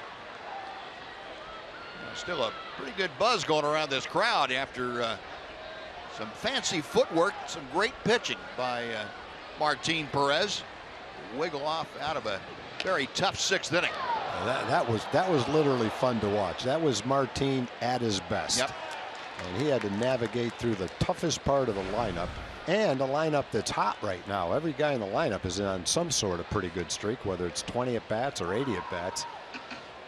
And man, he reached back for everything he had to pitch out of that jam. That was fun to watch. Prince lofts a towering foul ball down the left field line. That's backing out of play. Ortega over to take a look. This is that last strike to Giovotella. Again, what's your reaction? I don't blame him. Yes, sir. You know, they always talk, Buzz, about Martin learning how to maintain his emotions when the going gets tough. And I would say he did a pretty good job of it that inning. Yeah, I would agree with you. And Prince called out on strikes. That pitch down and away. So he's gotten both the inside corner and the outside corner, just barely touching. He is struck out for the 2nd time tonight. 1 gone. Adrian Beltre coming up. Perfect pitch. Boy, you're right, Buzz. He's been the victim of 2 perfect pitcher's pitches on both sides of the plate. That makes the plate feel about a foot wider. Yeah.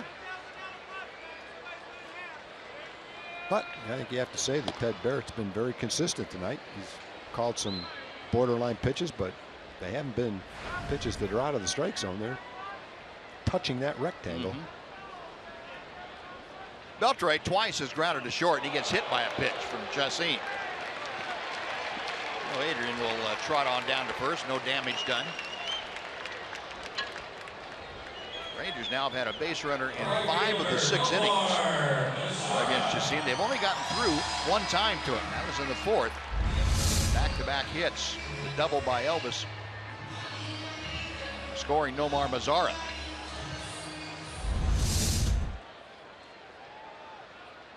Well, pretty good players down there talking to each other.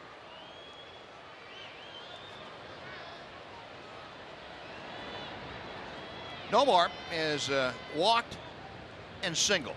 Singleton scored the only Ranger run in the 4th inning.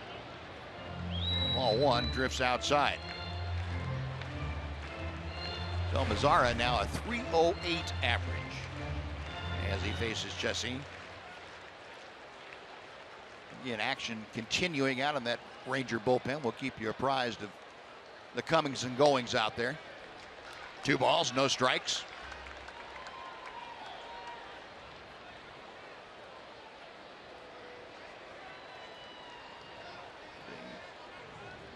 Defensive shift for Mazara, and we kind of will superimpose that spray chart over that shift. You see 16% of the ground balls, the majority of ground balls in that, and he drives one to right field. Looking up is Calhoun. Goodbye. Forget about the spray chart. There's not one for the seats.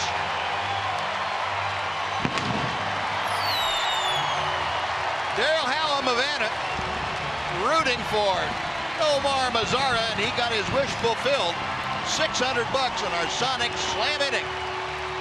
Well, you just see what kind of hitter Nomar is for a young hitter.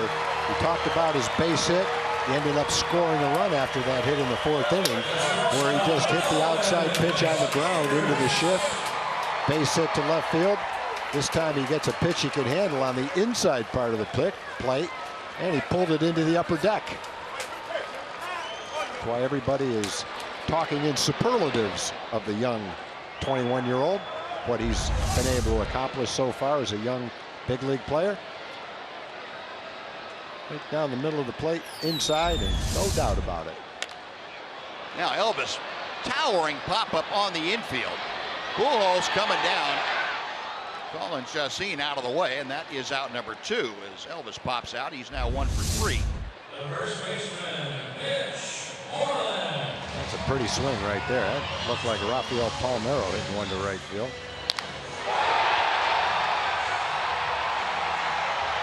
Well, that ball he hit on Sunday, I believe, was in Houston off Neshek. Got that changeup after changeup. Finally got one that he drove in the bullpen. He hit that ball about 430 feet. He did. On a changeup. Yeah, you look at some of the home runs he's hit. The one he hit off Weaver in Anaheim. The one in Toronto went to dead center. Right. So he's not scraping the wall with his home runs. Which I think when you see a guy that uses the whole park and makes contact, and then you see where some of these balls end up, and if you want to imagine the future and project, it's pretty easy to do with this kid. Mitch Moreland taken outside. 1 ball and 1 strike. And Nomar Mazara now tied for the team leadership in home runs. He and Rougned Odor and Adrian Beltre all with 7. And Martin wasn't disappointed to see those 2 extra runs tacked on. Rangers have not been scoring runs for him this year. Rangers have had 2.15 runs of support for him. That's the 2nd lowest in the American League. Yeah, that's per 9 innings. Now, that's not just while he's in the game. I wasn't sure which way that was. No, that's per 9 innings. That makes it even worse. They're not scoring while he's in there. They're not scoring after he leaves either. And that's just barely north of nothing. No, the Rangers have been able to do that for Cole. Cole has had a few games where he's left behind, and the Rangers have scored late to help him out. They haven't been able to score while Martin's in there or after he's left. Yeah. 3-2 now to Mitch Moreland.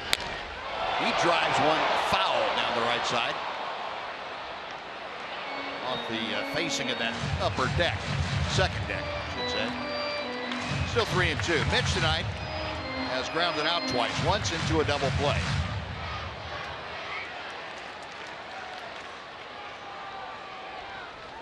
Nomar Mazara with his 7th home run of the year, giving the Rangers a 3-0 lead. Boy, it seems like every run you can possibly get is so paramount in this series. Angels' 2 runs last night came on an Albert Pujols home run. That was it.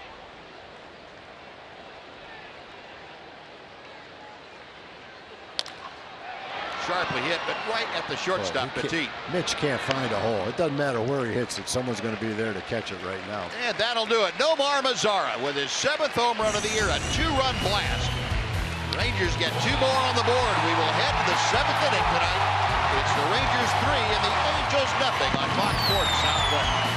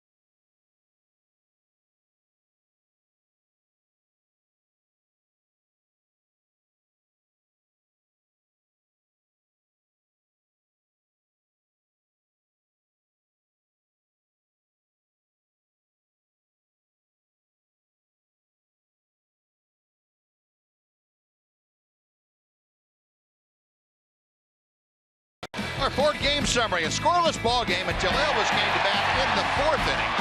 Shot one just inside the bag down the third baseline, scoring Nomar Mazara all the way from first. A 1-0 lead that Martin Perez had to take out there in the sixth inning and work around a bases-loaded two-out situation. He got both Trout and Giavotella, preserving the shutout. Martin Perez, an outstanding job tonight. And he will give way here as we start the seventh inning to Jake Diekman, the 29-year-old southpaw. Well, when you look at the job the Rangers starters are doing over the last couple of weeks, it's been very impressive. Derek pitched a nice ball game last night. One pitch to Albert Pujols. That was the ball game, but he had good stuff last night. Martin was terrific today. 6 shutout innings. Kobe Lewis has been good all season long. Cesar Ramos pitched a very nice game. Cole coming off an 8-inning game in Houston. Rotation is coming around very nicely. Keep pitching like that. Once the offense comes around, it's going to be a fun situation. Yeah, Jake Diekman missing high for ball 2 to Carlos Perez, excuse me. Perez singled both times up tonight. 2 of the 5 hits given up by Martin Perez. There's a strike. 2-1. Jake Diekman, his 22nd appearance of the year. That ties him with Sam Dyson for the most on the ball club. Taken 16 1/3 innings of work, has allowed just 11 hits this year. The league hitting a very unrobust 183 against him. 2-2 the count. Hit well down the left field line. It is hooking deep into the corner, and it is foul. Well, he threw him a slider, it looked like, and Perez waited, but not quite long enough. He got the good part of the bat on it, but he was far enough out in front of it to where it hooked left of the foul pole. And had it not been for Mazara's 2-run home run, this would have stopped somebody's heart, namely mine. Wow. Check swing on the pitch inside. 3-2 now. Well, Perez leading off the Angels 7th. He'll be followed by Gregorio Petit.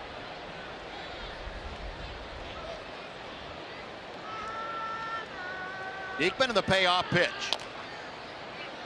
We'll reset and try it again.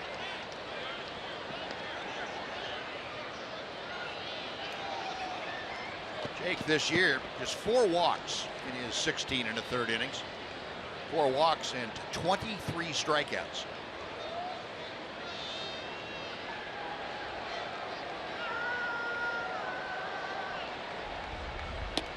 Lost him. Ball 4, that puts the leadoff man aboard for Petit. And let's send it over quickly to Jim Knox. All right, Buzz, this was the scene last half inning. Nomar Mazara up at the plate, a 2-run shot off the changeup here in the upper deck. What a home run by Mazara, and what a catch by Kyle. Kyle, what were you thinking when the ball was coming your way? Well, I coach high school baseball, so seeing the ball coming my way is not too unfamiliar for me, but I just want to stand my ground and just hopefully catch it. There you go. What are you going to do with it now? I actually teach at Ranchview High School, so I think I'm going to take it back and show off my baseball kids and the rest of my kids in my class. There you go. Very nice. Now, what happened to you over here? Hey, I missed. I mean, the young guy got it, but what can I say, you know? He put up a good fight. So. Get the glove next time. There we go. Way to go, guys. All right. Good job. Appreciate it, Buzz. All right, Knoxie. Jake Diekman, after the leadoff walk, has gotten ahead very quickly to Petit, and no balls, 2 strikes. Gregorio Petit, 1 out of 2 tonight, had a single back in the 2nd inning. Last time up, bounced into a double play, and I think Diekman would really appreciate it if he'd do the same thing here.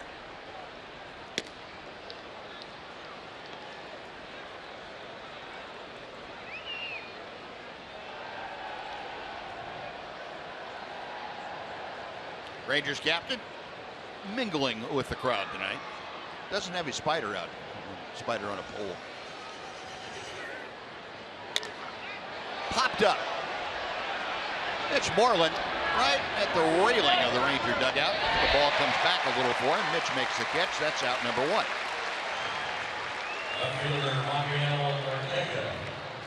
Yeah, let's take a look at, not Ranger captain, let's take a look at our delivery of the game, brought to you by Jimmy John's. And the best delivery we have seen tonight by Martin Perez. First and third, nobody out in that 6th inning. Gets the out at home plate. A strikeout of Mike Trout. And then the Giovatello up there, another strikeout. And Martin Perez saying, yeah, that's what I was looking for. The best delivery we have seen here in quite a while. That was a fun inning to watch, boy. That's a pitcher putting every ounce that he has into it. And ended up with something to show for it, too. And nobody had to tell him that was his last inning. It didn't matter to him if it was or not. They were getting everything that he possibly had. Yeah, we were kind of speculating on that. I'm not sure what the pitch count was that inning, 25, 28 pitches, but they were, as you said, Buzz, high leveraged pitches. A lot of energy went into that inning. Rafael Ortega clearing out a section of the Angel bench over there. No balls, 2 strikes. Ortega is lined into a double play and struck out tonight.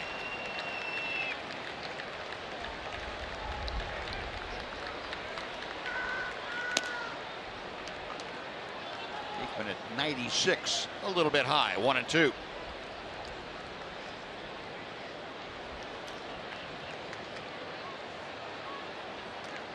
Ortega this year appearing in his 18th ball game for the Angels. He has hit safely in 14 of those 18.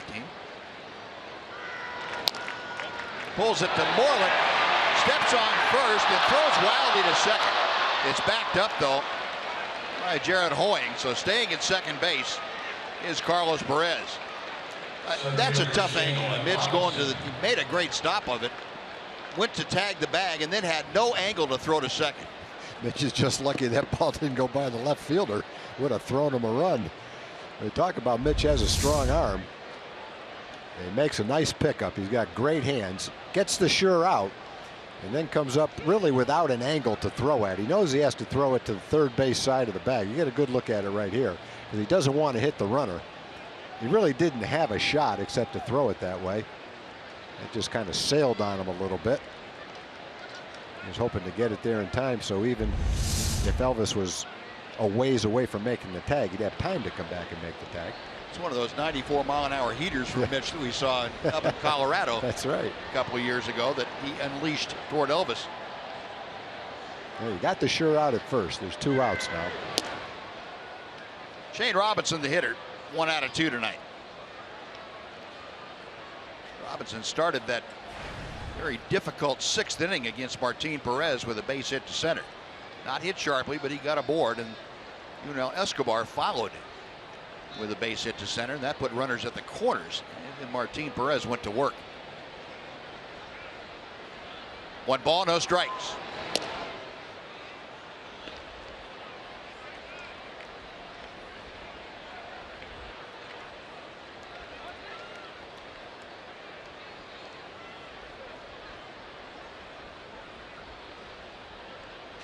Diekman, a 6'4" left-hander. Fires strike 1 in there. Diekman's got to be tough for either a left-hander or right-hander to pick up, I would think. You see a lot of arms and kneecaps coming at you. Yeah, and as he steps a little bit toward first base, he hides the ball. Of course, he's got the 94 to 98 mile an hour velocity to go with it. Just inside, 3-1 now. You saw Matt Bush loosening. We saw Matt last night in the ball game. Yeah, just as soon get Robinson right here so you don't have to pitch with a tying run at the plate. Yunel Escobar, the #1 man in the batting order in that on-deck circle. Diekman's 3-1 pitch. Taken all the way, and Robinson now has a full count.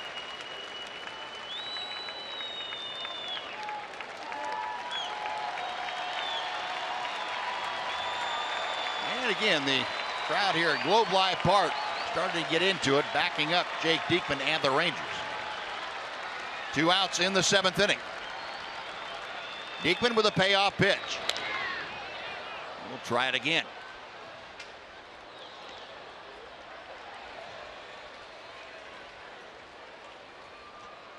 Well, the category, the statistic for relievers, it's in vogue, the hold statistic. Diekman, the team leader. Matter of fact, he is tied for the major league lead with 12 holds, and he's coming in a save situation, not getting a save, but getting the outs required. This one's popped up. This will stay in play. Mitch Moreland back into fair territory, and Mitch gloves it. That will do it. So Diekman issues the leadoff walk, but that is it. Perez left stranded.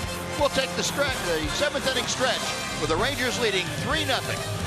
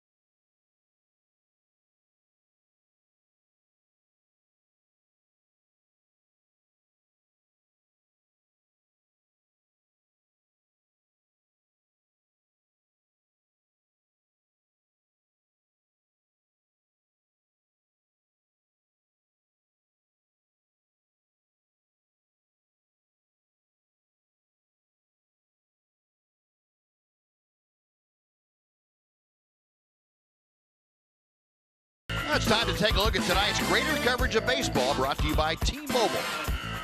Johnny Cueto with the San Francisco Giants. Last 4 starts, he's gone 3-0 with an 0.81 ERA with 2 complete games, which is almost unheard of today. Giants lead the National League West by 4.5 over the Dodgers.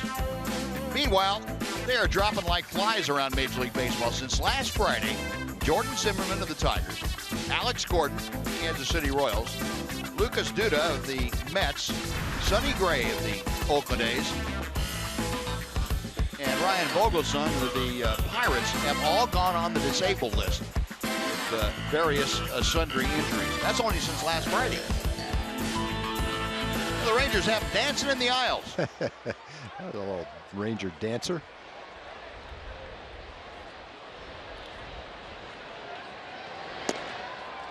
Like Ryan Rua pinch hitting here for Jared Hoying against the left-hander Jose Alvarez, appearing in his 23rd ball game. Alvarez stalwart in that Angel bullpen. 1 ball and 1 strike. Rua, 263 with the average, a couple of home runs, and 6 RBI. Rangers leading 3-0. The hits are even at 5 apiece tonight. 2-1 now.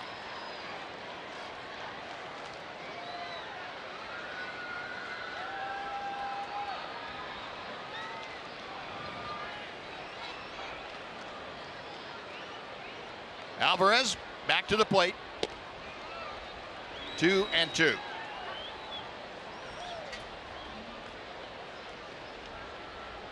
Saw Ryan Rua last night as a pinch hitter. He was 0 for 1 in that ball game.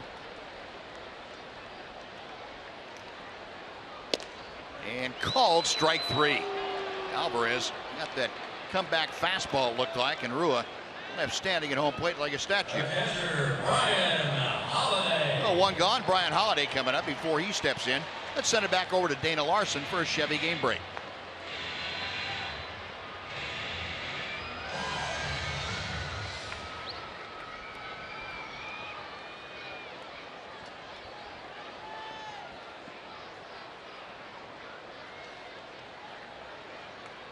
All right, Dana, thank you.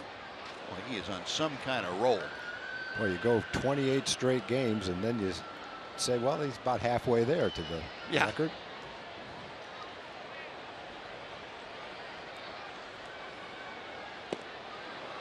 And Alvarez again pulling the string.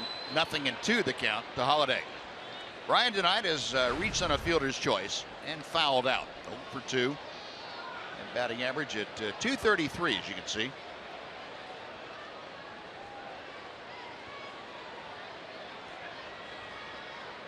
Alvarez back to him. Trying a 3rd changeup in a row, but left that one badly high.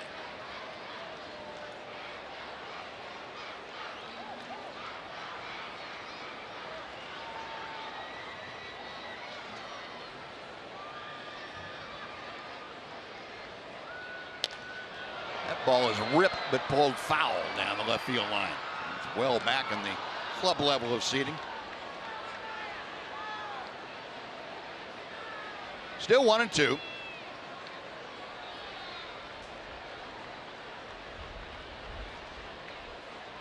Holiday on a pretty good run as far as extra base hits. 6 of his last 7 base knocks have gone for extra bases.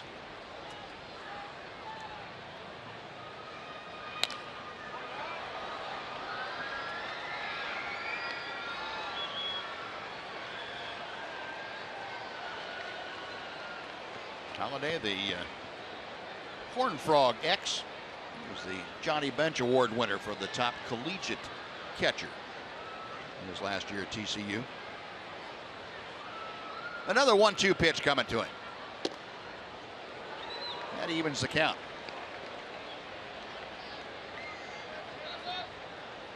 Last 5 starts that Brian Holiday has made, the Rangers have gone 4-1. Yeah, they are leading tonight 3-0 in this start. Ian Martin Perez did a great job navigating that tricky 6th inning.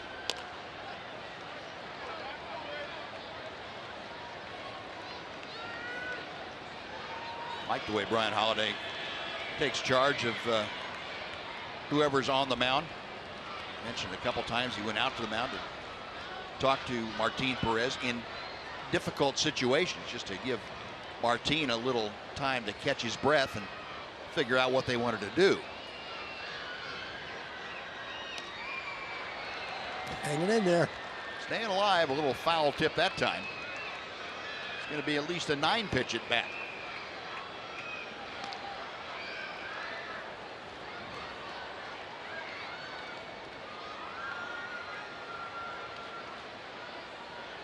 Holiday this month is hit .320. He has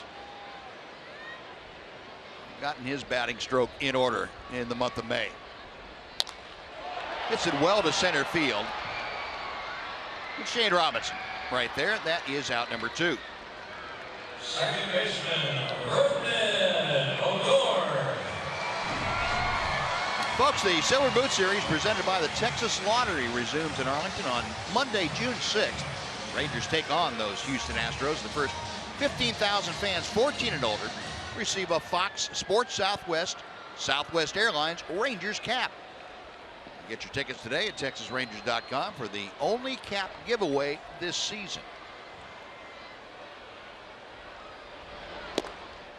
Alvarez deals a strike to Rougned Odor. Rougned 0 for 3 tonight. Grounded out a couple times and flied to left field.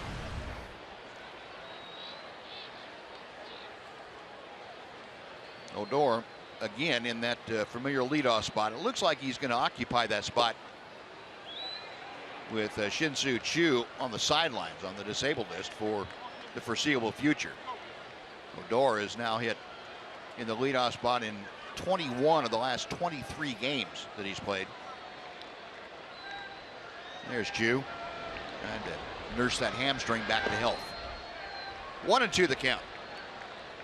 Well, all that means, Buzz, is that Choo is going to be very rested and healthy for the last part of this season. That's right.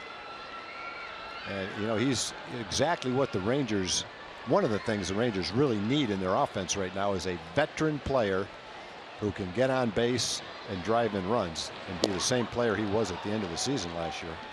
Odor gone on strikes, and Alvarez works a 1-2-3-7. So we're going to the 8th inning here at Globe Life Park in Arlington, with the Rangers leading the Angels 3-0.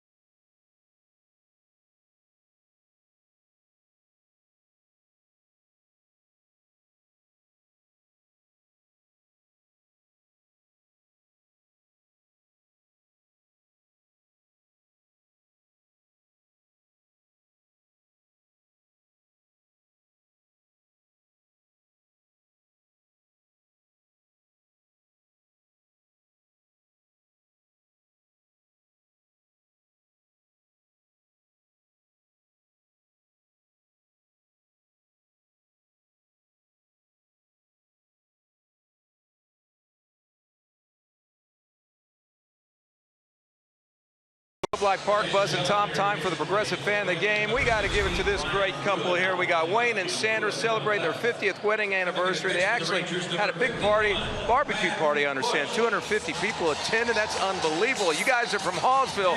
Wayne, congratulations. Here's the bag.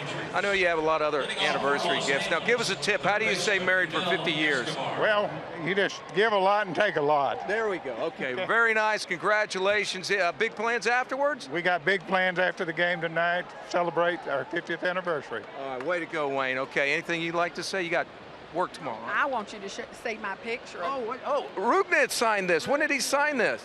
This is this afternoon. Awesome. Great shot. And Andrus, I wished I could have gotten his, and I'm going to get it eventually because I treasure this. All right. Well, that looks like a good one right there. Good job. Congratulations, guys. Enjoy the rest of the game. Appreciate it. There you go. In the middle of the Ranger infield signing, or in line to sign, that Yaa-Sung Leddy on his 50th anniversary. Matt Bush throws one pitch to Escobar, gets a lazy fly ball to center for out number 1. Well, that's a big out. Get the leadoff hitter, get one out in the books on one pitch. and keep men off the base for when Trout and Pujols come up there.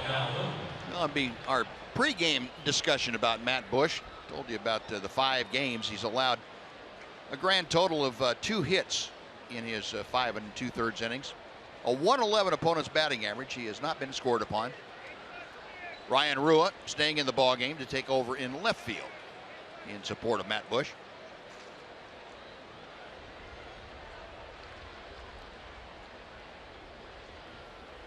Here is Cole Calhoun. And that pumps in strike 1. Calhoun 0 for 3. He has popped out, struck out, and reached on a fielder's choice. Average at 285. Rangers shade him to the right side, but not in an overshift. Line just out of the reach of Rougned Odor. Calhoun a 1-out single.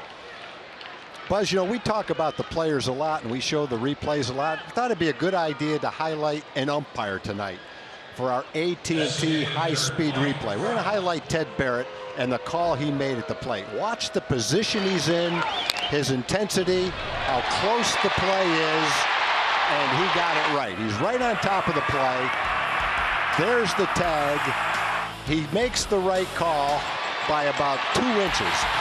Well, the players deserve all the credit we give them, but sometimes we forget there's other professionals on the field working their butts off and making great plays themselves. So congratulations to Ted Barrett for his intensity, being in the right place at the right time, and making a great call.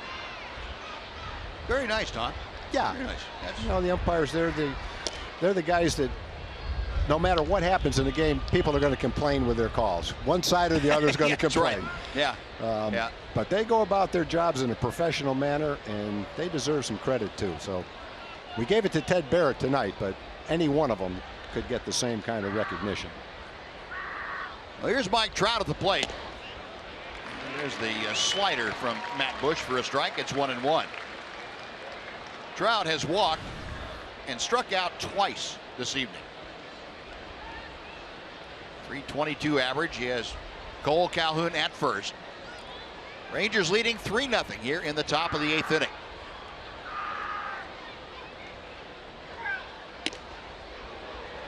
Two and 1.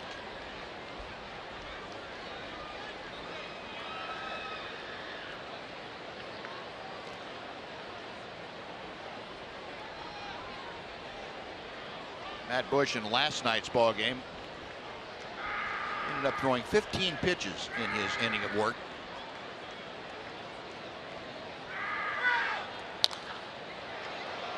Pop foul way up in the air, but well back into the seats. 2-2 now.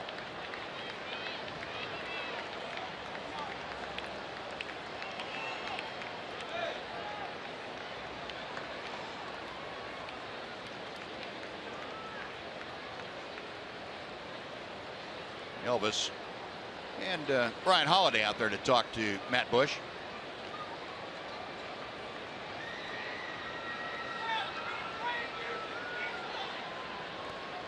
One thing you have in your mind right now with Trout at the plate is he's not the tying run. The guy in the on-deck circle is the potential tying run.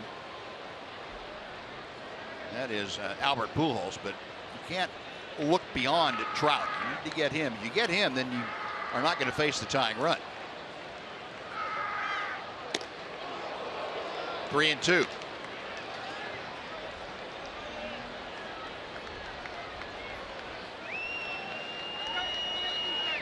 There's Pujols.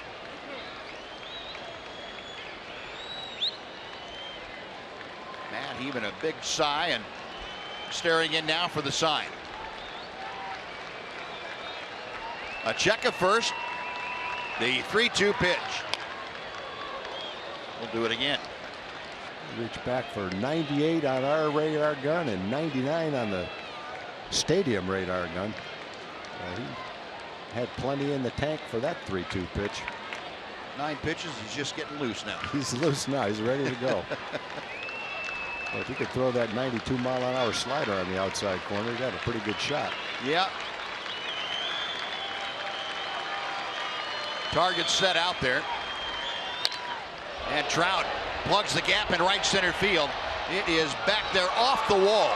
Desmond plays the carom. Being stopped at third is Calhoun. Very nice relay throw from Rougned Odor, but Angels making some noise here.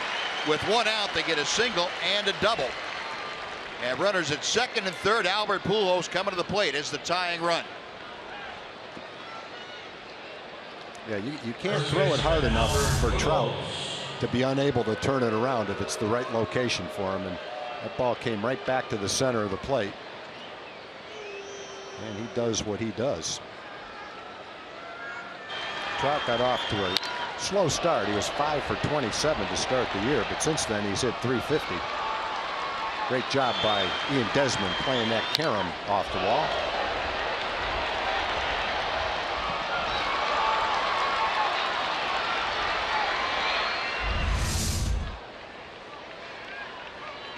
No, quick visit. Doug Brocail out there to talk to Matt Bush and company. Trout with the long double to right center field at second. Cole Calhoun advancing over to third, and Pujols at the plate. Rangers will play the infield back. They will gladly give up a single run for an out. Pujols has grounded out twice and walked. Beltre thought about coming home. He did. He thought about it. Not going to do it. He gets Pujols. The run is across. And Matt Bush has been scored upon for the first time this year.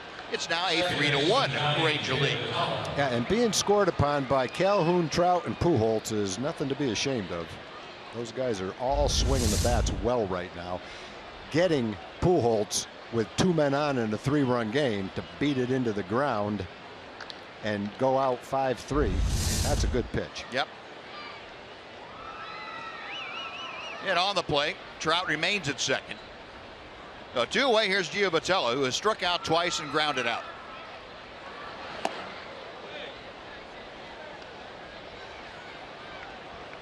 Gio Botello was the last man that Martin Perez faced in that 6th inning, and he struck out with the bases full as Martin Perez got out unscathed in that 6th inning. That really has been the inning that turned things around for the Rangers. They immediately came back and scored the 2 extra runs.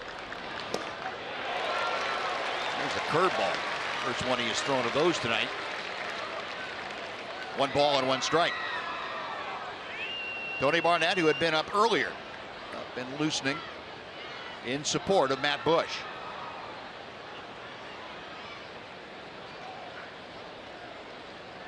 The 30-year-old out of San Diego in his 6th big league game.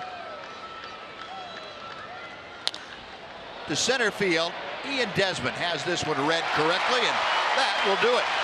So a run across, but no damage beyond that. Matt Bush gives up a run on 2 hits and strands 1. After 7.5, it's the Rangers 3 and the Angels 1 on Fox Sports Southwest.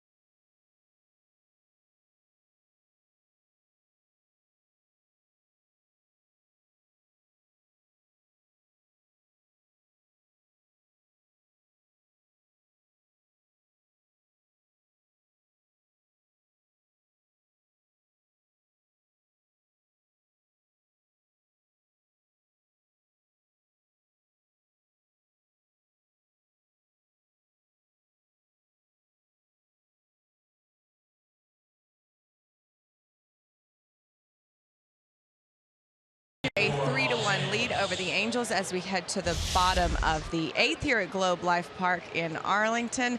This the second of 3 between these two teams. The finale will come tomorrow in a day game here at the Globe, right here on Fox Sports Southwest. It's a 1 o'clock first pitch. There you see a couple of the principals in this one. Colby Lewis facing off against Albert Pujols. Colby with that 3-0 record, 2.75 ERA.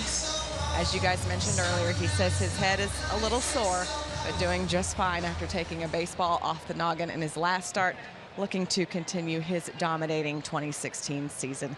Things get going tomorrow at 1 o'clock here on Fox Sports Southwest. Thanks to the fine folks at AT&T High-Speed Internet for getting us ready for the finale between the Halos and the Rangers, guys. All right, Em, thank you very much. Well, Cam Bedrosian, the right-hander on the hill, and it didn't matter to Ian Desmond. He just smacks one through the right side. His 3rd hit tonight. And that's how the bottom of the 8th begins against Bedrosian. You get a man with speed on to lead off an inning. Generally, that leads to a run. Can lead to a run. I'm not sure what the percentages are. Bedrosian appearing in his 16th ball game. You saw those numbers for him. A hanging breaking ball up in his eyes. Just slapped it in the hole. Givitella shading him towards second base. Big hole to shoot at, too. Here's Prince Fielder. Taking strike 1. Fielder has struck out twice and lined to second.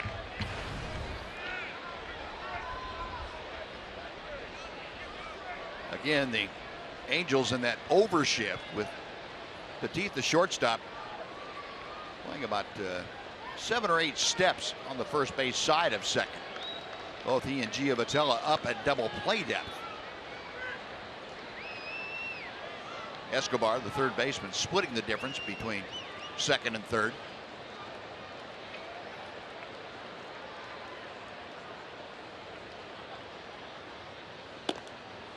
One ball and 1 strike.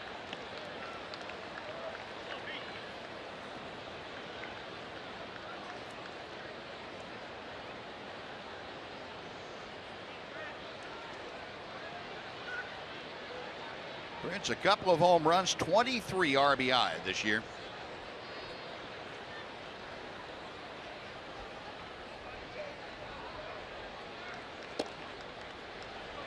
Two and 1. Bedrosian out of the Atlanta area as you look at Sam Dyson getting loose. Now the Ranger closer. He is tuning it up for the 9th inning.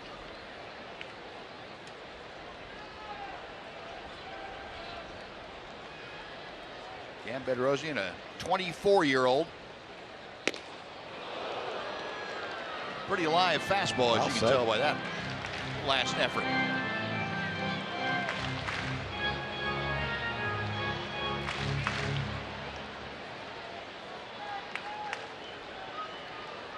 Cam, the son of longtime Major League pitcher Steve Bedrosian, turned into one of the best closers to ever play the game. Won the Cy Young back in 1987 with the Phillies. Little looping drive over to Escobar, third. That's out number 1. It'll bring up Adrian Beltre. Third baseman Adrian Beltre.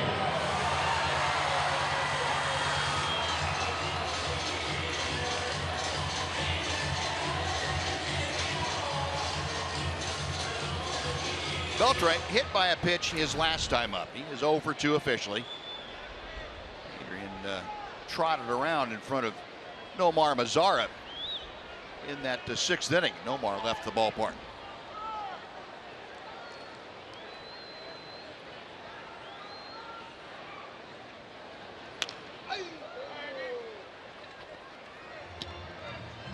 Adrian happy to see something tuned up a little bit. Coming out of his shoes swinging at that one. He hadn't seen much over 89 or 90. Bedrosian fired it up there at 95, and Adrian was completely ready for that.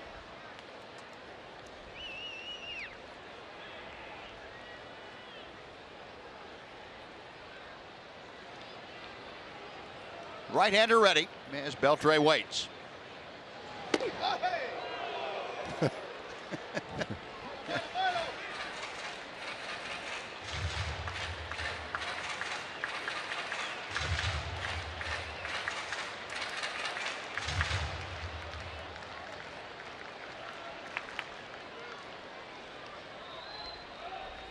Ian Desmond inching off the bag at first.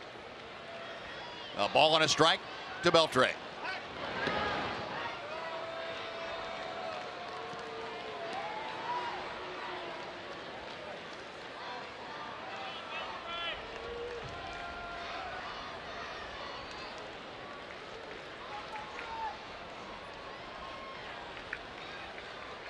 Now Bedrosian ready.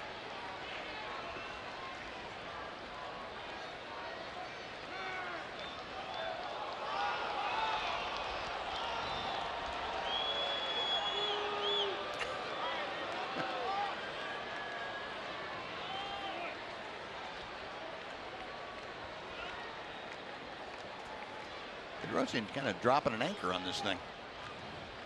He's slowing it down some.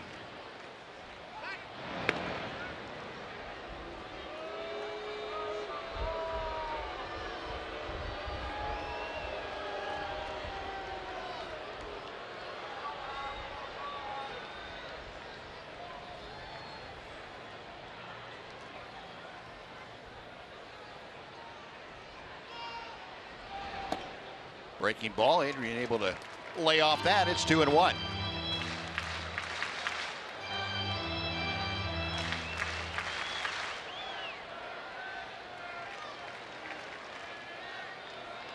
Beltre a .262 average as he faces Bedrosian.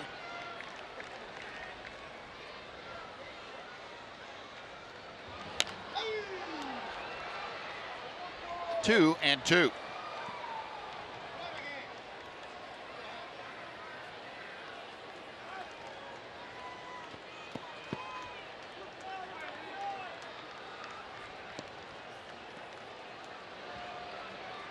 Beltre's 2 ground outs were both to shortstop. Came back in the first and the fourth inning. The Angels deployed defensively pretty much straight away, although Gio Vitale shading toward the bag at second. Buzz, we ought to mention this release from the Rangers by way of John Blake. The Arlington City Council unanimously approved a master agreement that outlines a public-private partnership with the Rangers for possible construction of a new retractable roof ballpark and supporting development in the entertainment district. Well, that's exciting to look forward to over the next 4, 5, 6 years. Yeah, they get it on the ballot for November, and hopefully the voters of Arlington will approve that partnership. Beltre gone on strikes. That is out number 2. They'll bring up Nomar Mazara. Yeah, when you look at the artist's rendering of what this entertainment district is going to look like with a new ballpark, a retractable roof, stadium, and everything around it, pretty exciting to envision that down the road. How much fun it's going to be to come to a ball game and all the restaurants and activities around the ballpark.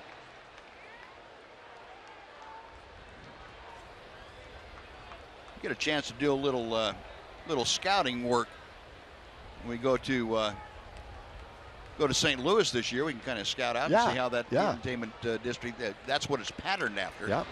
Same group that designed and executed that St. Louis center is going to do the center here in Arlington. 1 ball and no strikes to Mazara. Mazara 2 for 2, a walk, a single, and a 2-run home run tonight. And he lines one to right. Calhoun can't cut it off. Desmond around to third. He will put the brakes on there. Mazara with his 3rd hit of the night. And the Rangers with 2 outs now have runners at the corners for Elvis. Well, Mazara's had 2 base hits, a home run. He's scored twice. He's knocked in 2, and he's walked. That's a pretty good night. Ian Desmond has had 3 singles in the ball game. Mazara, a pitch, barely a strike inside. Bedrosian's throwing 94 to 96 miles an hour.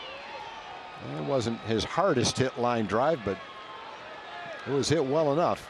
Almost got by Calhoun. That would have been a run if it did. 7 hits for the Rangers tonight, 3 of them by the man in your picture right there, Nomar Mazara. Elvis Andrus at the plate has one of those 7 himself. That was an RBI double back in the 4th inning.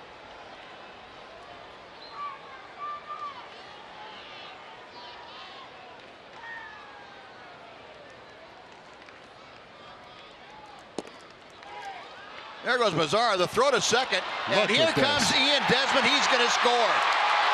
Now Mazara in a rundown gets tagged out, but the Rangers steal a run. They stole a run for sure.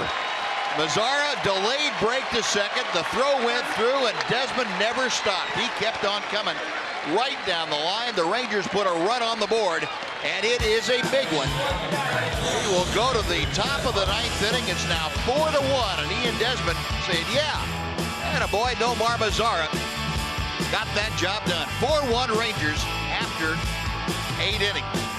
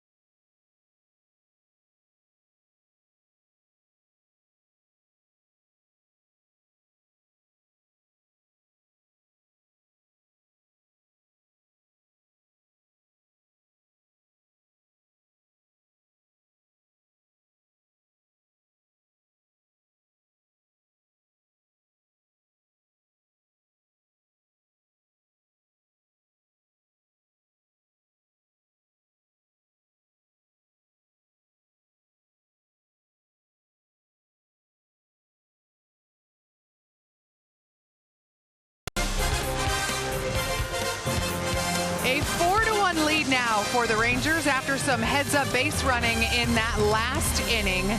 We head now into the 9th. Dana Larson here reminding you we've got Rangers Live coming up right after the game. Join Mac and Pudge as they look back on that pivotal 6th inning for Martin Perez, and another great night for the rookie at the plate. We'll also have clubhouse reaction. We'll hear from the manager and look ahead to Colby Lewis on the mound tomorrow as he looks for his encore performance after those 7 scoreless innings in Houston. That's all coming up right after the game on Rangers Live. Buzz. All right, Dana, thanks very much.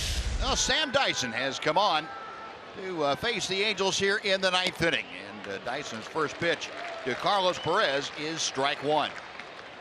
Dyson in his 23rd outing. This is his 3rd since being officially moved into the closer's role. A little bit low.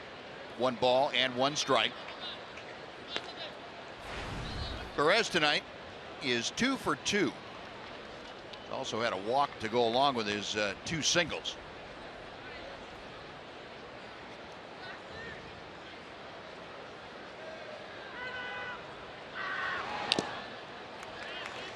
Chopped right down at home plate, and it's a ball and 2 strikes. You see that a lot with Dyson on the mound, that heavy sinker. Got to be like trying to lift a shot put out of there. Dyson now 4 saves, 5 opportunities. This is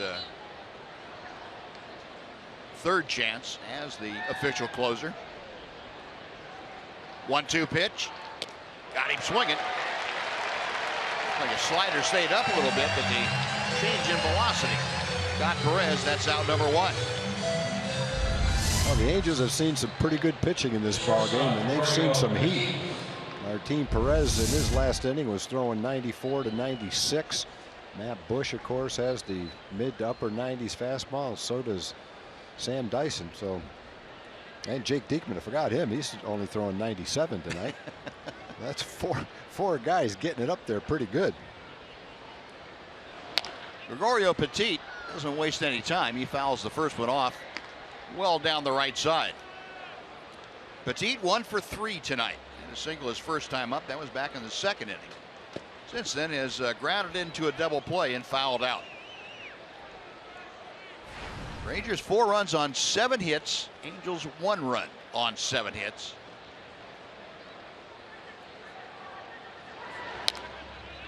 Another slider. It is 0-2.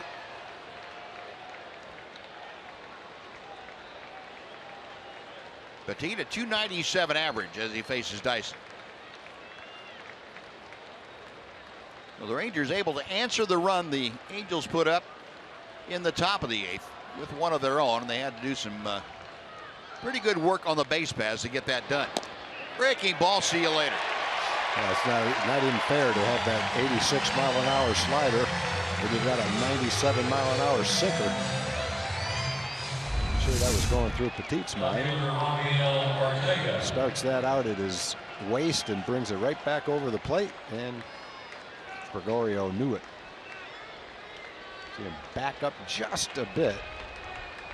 Say, whoop, nice pitch, kid.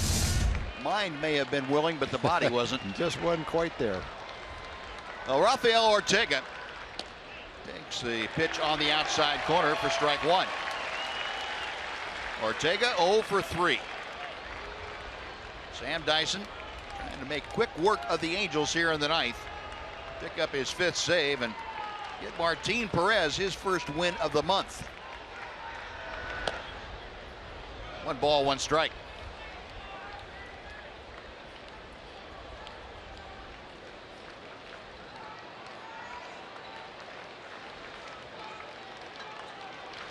Dyson nods in agreement and sets. Grounded to Moreland. He will take it to the bag. He wins that race, and that is a winner. Sam Dyson with his 5th save. The Rangers even this series up at a game apiece after getting shut out last night 2-0. Rangers didn't have a whole lot of offense, but they had enough to make up some great pitching stand up here tonight. Martin Perez, 6 shutout innings. Jake Diekman, Matt Bush, and Sam Dyson get it done in relief. And the Rangers are back to 6 games over 500. They are now 26-20 as they match their high water mark for the year. This is the 3rd time now the Rangers have been 6 on the plus side of 500. So 4-1 the final tonight. Again, Martin Perez gets his win, his first win in the month of May, and well, he was outstanding tonight. His 5 hits in his 6 innings of work, 2 walks, 6 strikeouts, and getting out of that 6th inning unscathed really set the tone for the Rangers. He took a 1-0 lead into the 6th, got into all kinds of trouble, but was able to work out of it, and a well-earned, a very hard-earned victory for Martin Perez and the Rangers tonight. And it's just exactly what they needed after a tough night last night. Let's go down to the field. Emily Jones is standing by. Thank you very much, Martin Perez. 6 innings, shutout baseball. Velo was up tonight. What did you feel like out there? Feel good. Just, stay in the game every time and every pitch, and just, do what I have to do for hold the game right there, and that finally we get a win.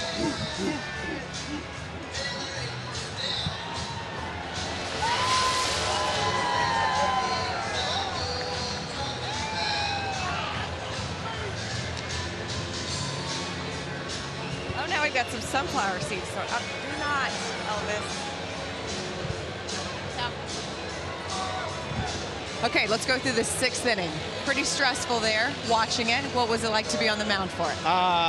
Was a little hard for me, but I know that I have that inning, and I just trying to, don't trying to overthrow and try to throw the pitch what I wanted, and finally I get out of that inning. We've talked about all season about you controlling the emotions, being able to handle runners on base. What's been the key for you, and especially tonight, to be able to handle those situations better? I just, tell myself, don't try to overthrow and control your motion, because every time when I'm trying to throw hard, that's when I get like I miss the zone. And this time in the 6th inning, I just throw the pitch where you want it and throw quality pitch, and you're gonna go out with the inning. Finally get a win. Didn't have a whole lot of run support coming into tonight. Big Chill comes through big. Nomar giving you the home run. What's it been like to play alongside him? It's good. Feel amazing, and finally we make a couple runs and I get the win. Martin, thanks so much. We appreciate the time. Guys, we'll send it back up to you. Pretty simple, huh? Throw well, you get the win, that's it. Just go on home. An all-around outstanding ball game for the Rangers. Nomar Mazara, a big night. Martin Perez with the W. We will be back with more for you from Globe Life Park right after this, a Ranger 4-1 win.